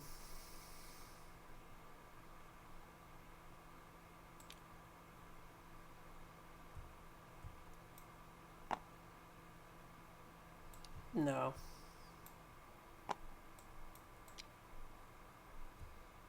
Marth first. I'm gonna sacrifice so much by doing this. I'm taking a gamble here and saying his trap card is not next. 5 is a hit, 8 is a hit, critical hit, 9 is a hit. Oh dear God. No!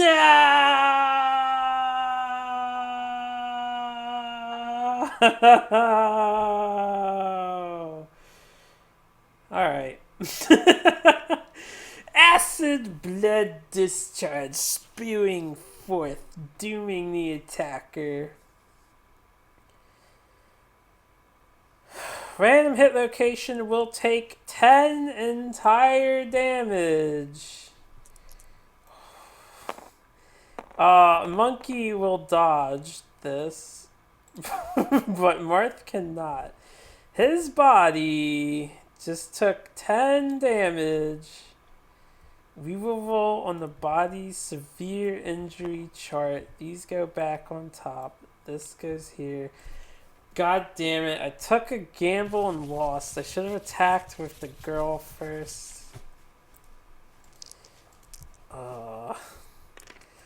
Body severe injury. I do have another acanthus, so hopefully I roll high and I won't use it. Oh, that was a 10. How's a 6? 6 for the body. 6 for the body. Disemboweled. Your movement is reduced to 1. Until the showdown ends, gain 1 bleeding token. Skip the next hunt. If you suffer disemboweled during a showdown, at least one other survivor must live to the end of the showdown to carry you back to the settlement. Otherwise, at the end of the showdown, you are lost. Dead. Pretty sure disemboweled is in here, so we are disemboweled. That's honestly not that bad. Our movement is temporarily reduced to 1. We do get a bleeding token. And yeah, someone needs to make it back home, but we're all making it back home. Alright, and Monkey dodged. I think the rest of the trap was resolved, right? She's back up, by the way. Alright, Marth. I can still try to kill.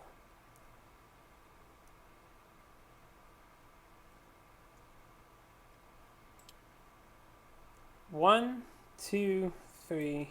1, 2, 3, 4, 5, 6. We'll throw a bone dart. I'm pretty sure she does get to throw 1 dice still. Here, let me try and find it, just to make sure. I know, I'm taking more time. We're so close to the end of this fight. I'm eager to see if everyone makes it or somebody ends up dying at this rate.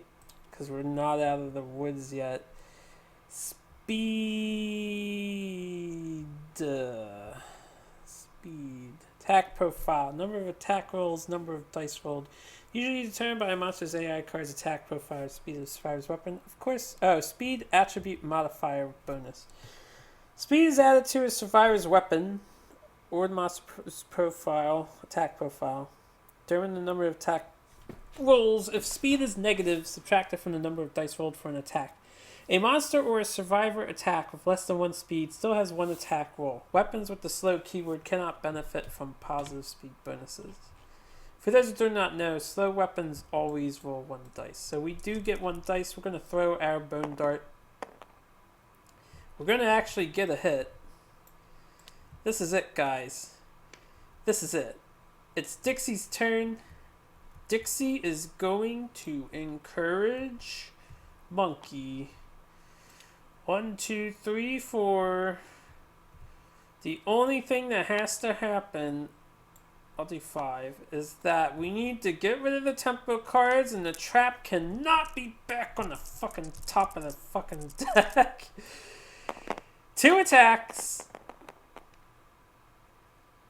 See, that's a crack. I hate it when it's up there. We get a 7. That is 1 hit. 5 does not hit, even with the evasion buffs. Another tempo card gone. I will surge. This is going to cost all my survival in this turn just to try and get this kill. We do get 2 critical hits. Regal Helm. This is a good location. I just need to get this wound. That would help a lot. Alright, I need to... that's not going to wound. 6, 7, 8. That's not a wound. She needs to crit to wound the Monster Claw style. But she did her job. We milled the beats, or the battle pressure. Monkey. Monkey the hero. Monkey the going to obviously hit this guy 2 times. Monkey the going to miss this guy once. Regal Sabatons, another good wound location. Can we get the wound? That's such bullshit. So, Monkey, for this to not be wasted and for this to not be utterly terrifying, filled with regret, you need to at least cause 1 wound, man. That's a 9, that's a 6, that is 2 hits. You can kill him. I believe in you. I believe in you. It doesn't matter that these go back on top. These resolve first. I believe in you. That is a wound. That is a wound. He doesn't have natural luck, right? Okay, it's not a critical wound. Monkey. Monkey. Monkey. Chant with me, guys. Come on. This is the moment. A 4 does wound. He's in the back. 4 in the weapon is 8 right there. And then he has 4 more to boot. We actually killed the Kingsman. I don't know why I'm happy I have to fight a level 2 one in 4 years. But we killed the bastard. We saved our population. Nobody died. We do have a broken rib, but that's not so bad. Disemboweled will go away. We got King's Step, secret fighting art on somebody.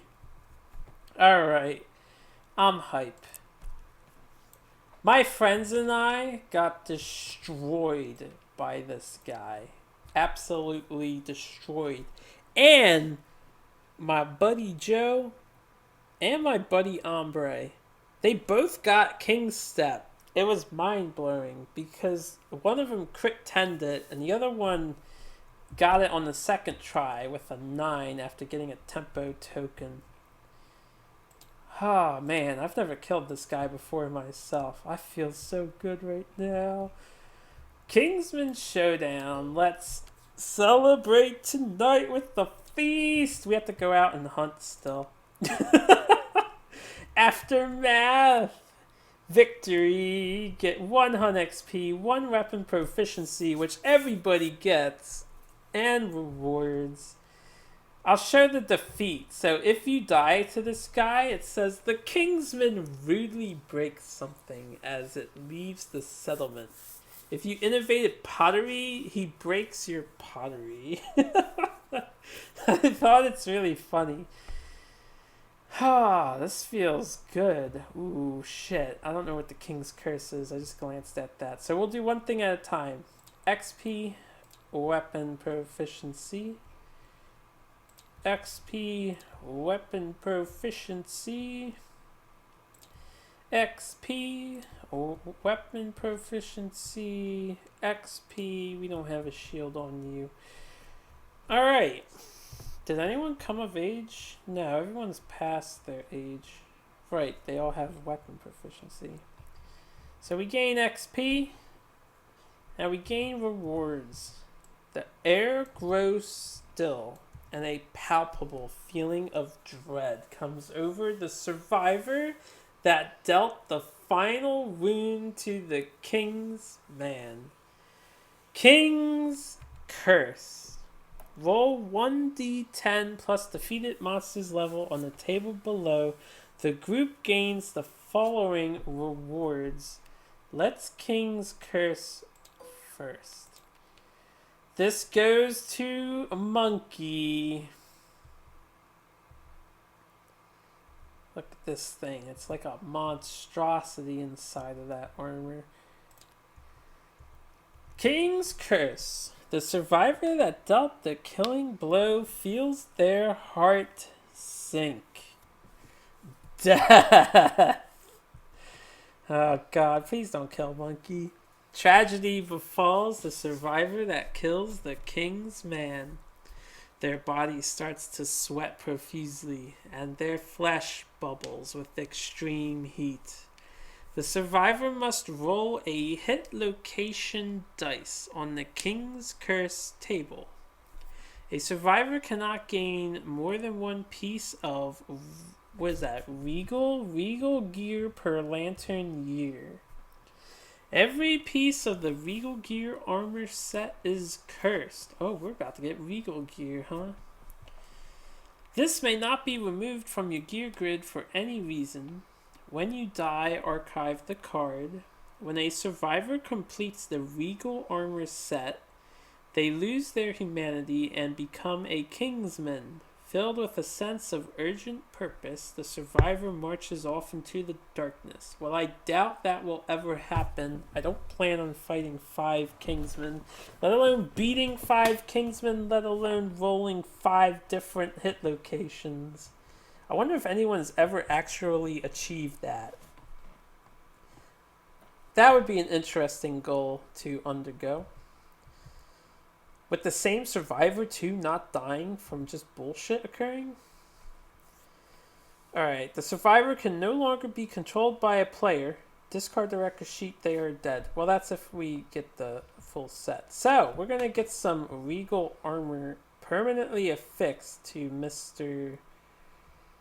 Monkey D, whatever his nickname was, McLeod. He will get a helmet. That seems fitting.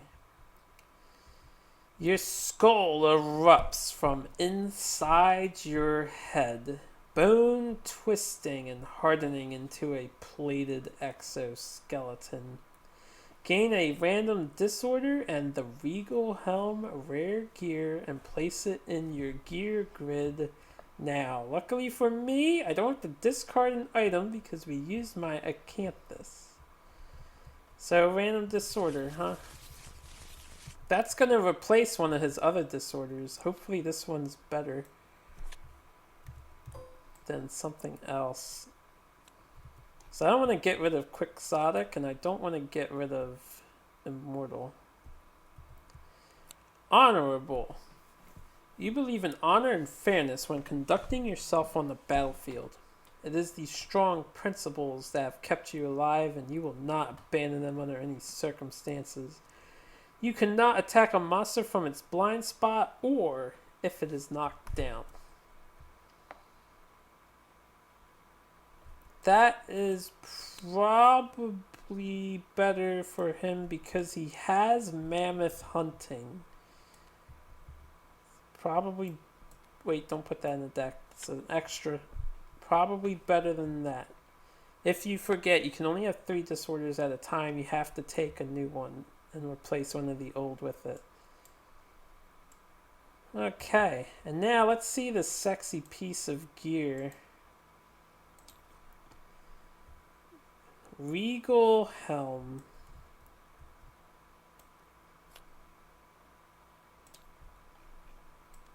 4 armor to the head. Bone, metal, cursed. At the aftermath, King's Curse. Oh no.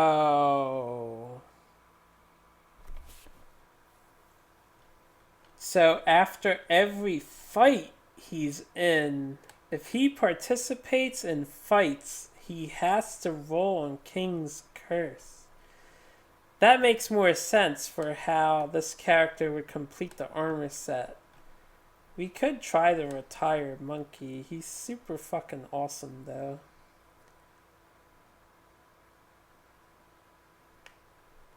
You know, I forgot he had Stalwart.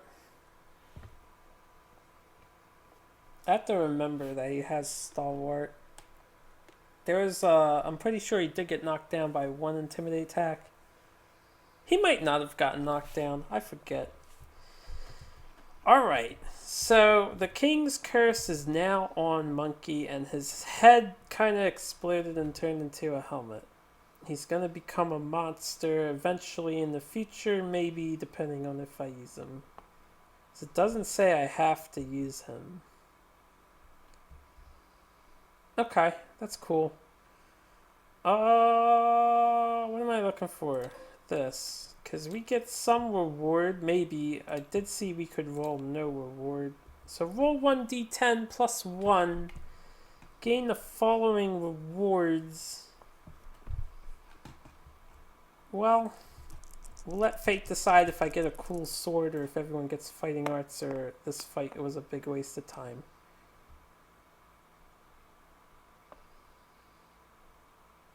That is a beautiful looking lantern. Huh. 11. 1 steel sword, rare gear, 1 basic resource. We didn't fight a level 3 guy, and we don't have that, so I won't worry about the nightmare thing. We get a steel sword. You know what? That's a sick irony. Where did we find his sword? Did he not throw his sword away because... Or didn't he lose his sword on the battlefield because we broke his sheath? So his sword fell on the ground. I guess we could have picked it up.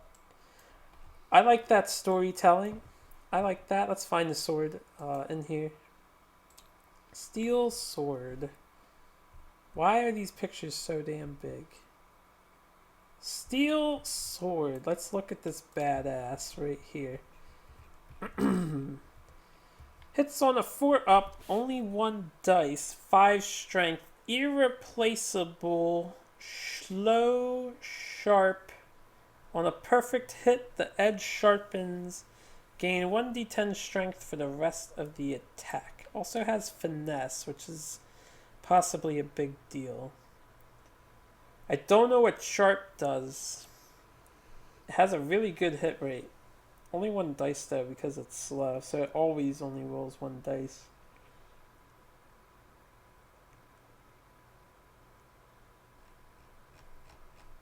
It's interesting. I'm not loving it. I'm not hating it, but I'm not loving it. It's like, I don't know. I'm sure we'll use it. I'm excited to get it. We get a basic resource too, so let's get a monster organ from the Dead King's Man. That seems... Just making sure I put that back and cloned it. That seems appropriate. We'll just put this over on the settlement here. And that wraps up the showdown with the Kingsmen.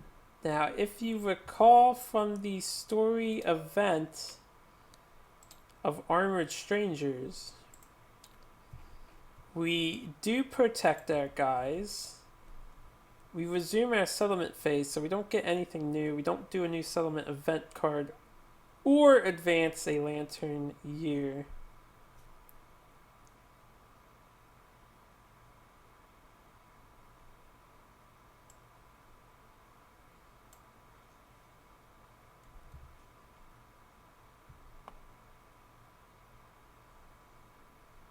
Right. So we're still on year 6. We're up to this part. Because we don't update the timeline? Do we do Gorm weather? Huh. I don't know how that would work. I'd say we have to do Gorm weather. I usually do the events in order. And even though it says don't update the timeline because we're not going to year 7. We're still on year 6. So I'm pretty sure we would do the Gorm weather. So we know this goes to year 7. And nobody died, right? We protected everybody. Cool, cool, cool. So we return, nobody died. We do have to, I don't know why I'm shuffling this. We have to deal with Gorm weather.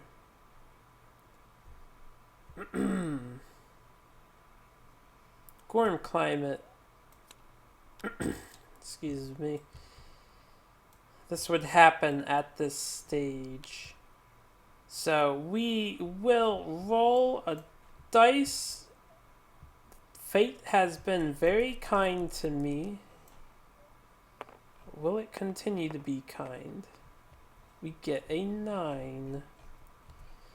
8, 9, 10. Does the settlement have storytelling? Do we not? We do have storytelling. Huddled together in the howling storm, the settlement recalls stories of worse hardships they have triumphed over. Nominate a survivor with 0 hunt XP. They grow wise from the experiences of their elders and gain 1 understanding. I'll do that in a minute. I did update these guys, right? No, I didn't. Yes, I did.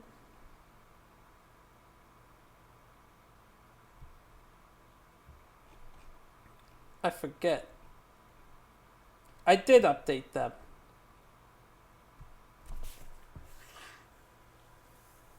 Okay, I'm going to watch over the video and see if I did update their charts, because I really don't know. Was this Dixie's first?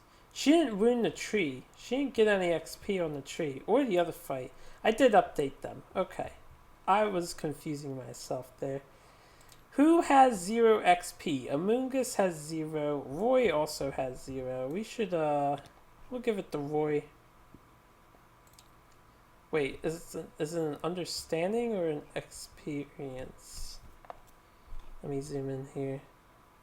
It's 1 understanding. So, we'll give it to Roy. Roy Toadstool. No, I don't want you to do that. Go in. Kind of have to move slow. When you move fast, when you like shake them, they go to their original state. Alright, Gorm Climate was pretty nice. This was a really long episode, guys. So, thank you so much for watching. I will call this the Kingsman Encounter, and I'll take a break here. I will figure out what I want to do and then clean up everything, of course. When I return, I won't spend any endeavors yet. Or resources. At least I can innovate. Still low on resources though, because that lonely tree sucked. We still get to pick a hunt for year 6. Maybe I'll try tackling a level 2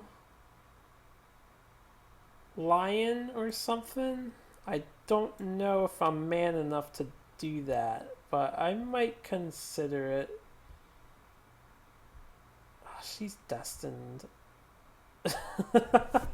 You know what? With -1 permanent speed, maybe she's destined to wield the steel sword instead of being my scryer. I'll consider fighting a level 2 white lion or something. Maybe a level 2 Gorm. Because I have to refight one of the quarry. So I'll definitely think hard about what we're going to do. Once again, thank you guys for watching. I hope you enjoyed the battle with the Kingsman. If you need some help dealing with one yourself, my advice is, well, you're going to need to be a little lucky like I was. Have a great rest of your day, guys. I know I'm going to be living it up. Victory over this man! Oh, it feels so good.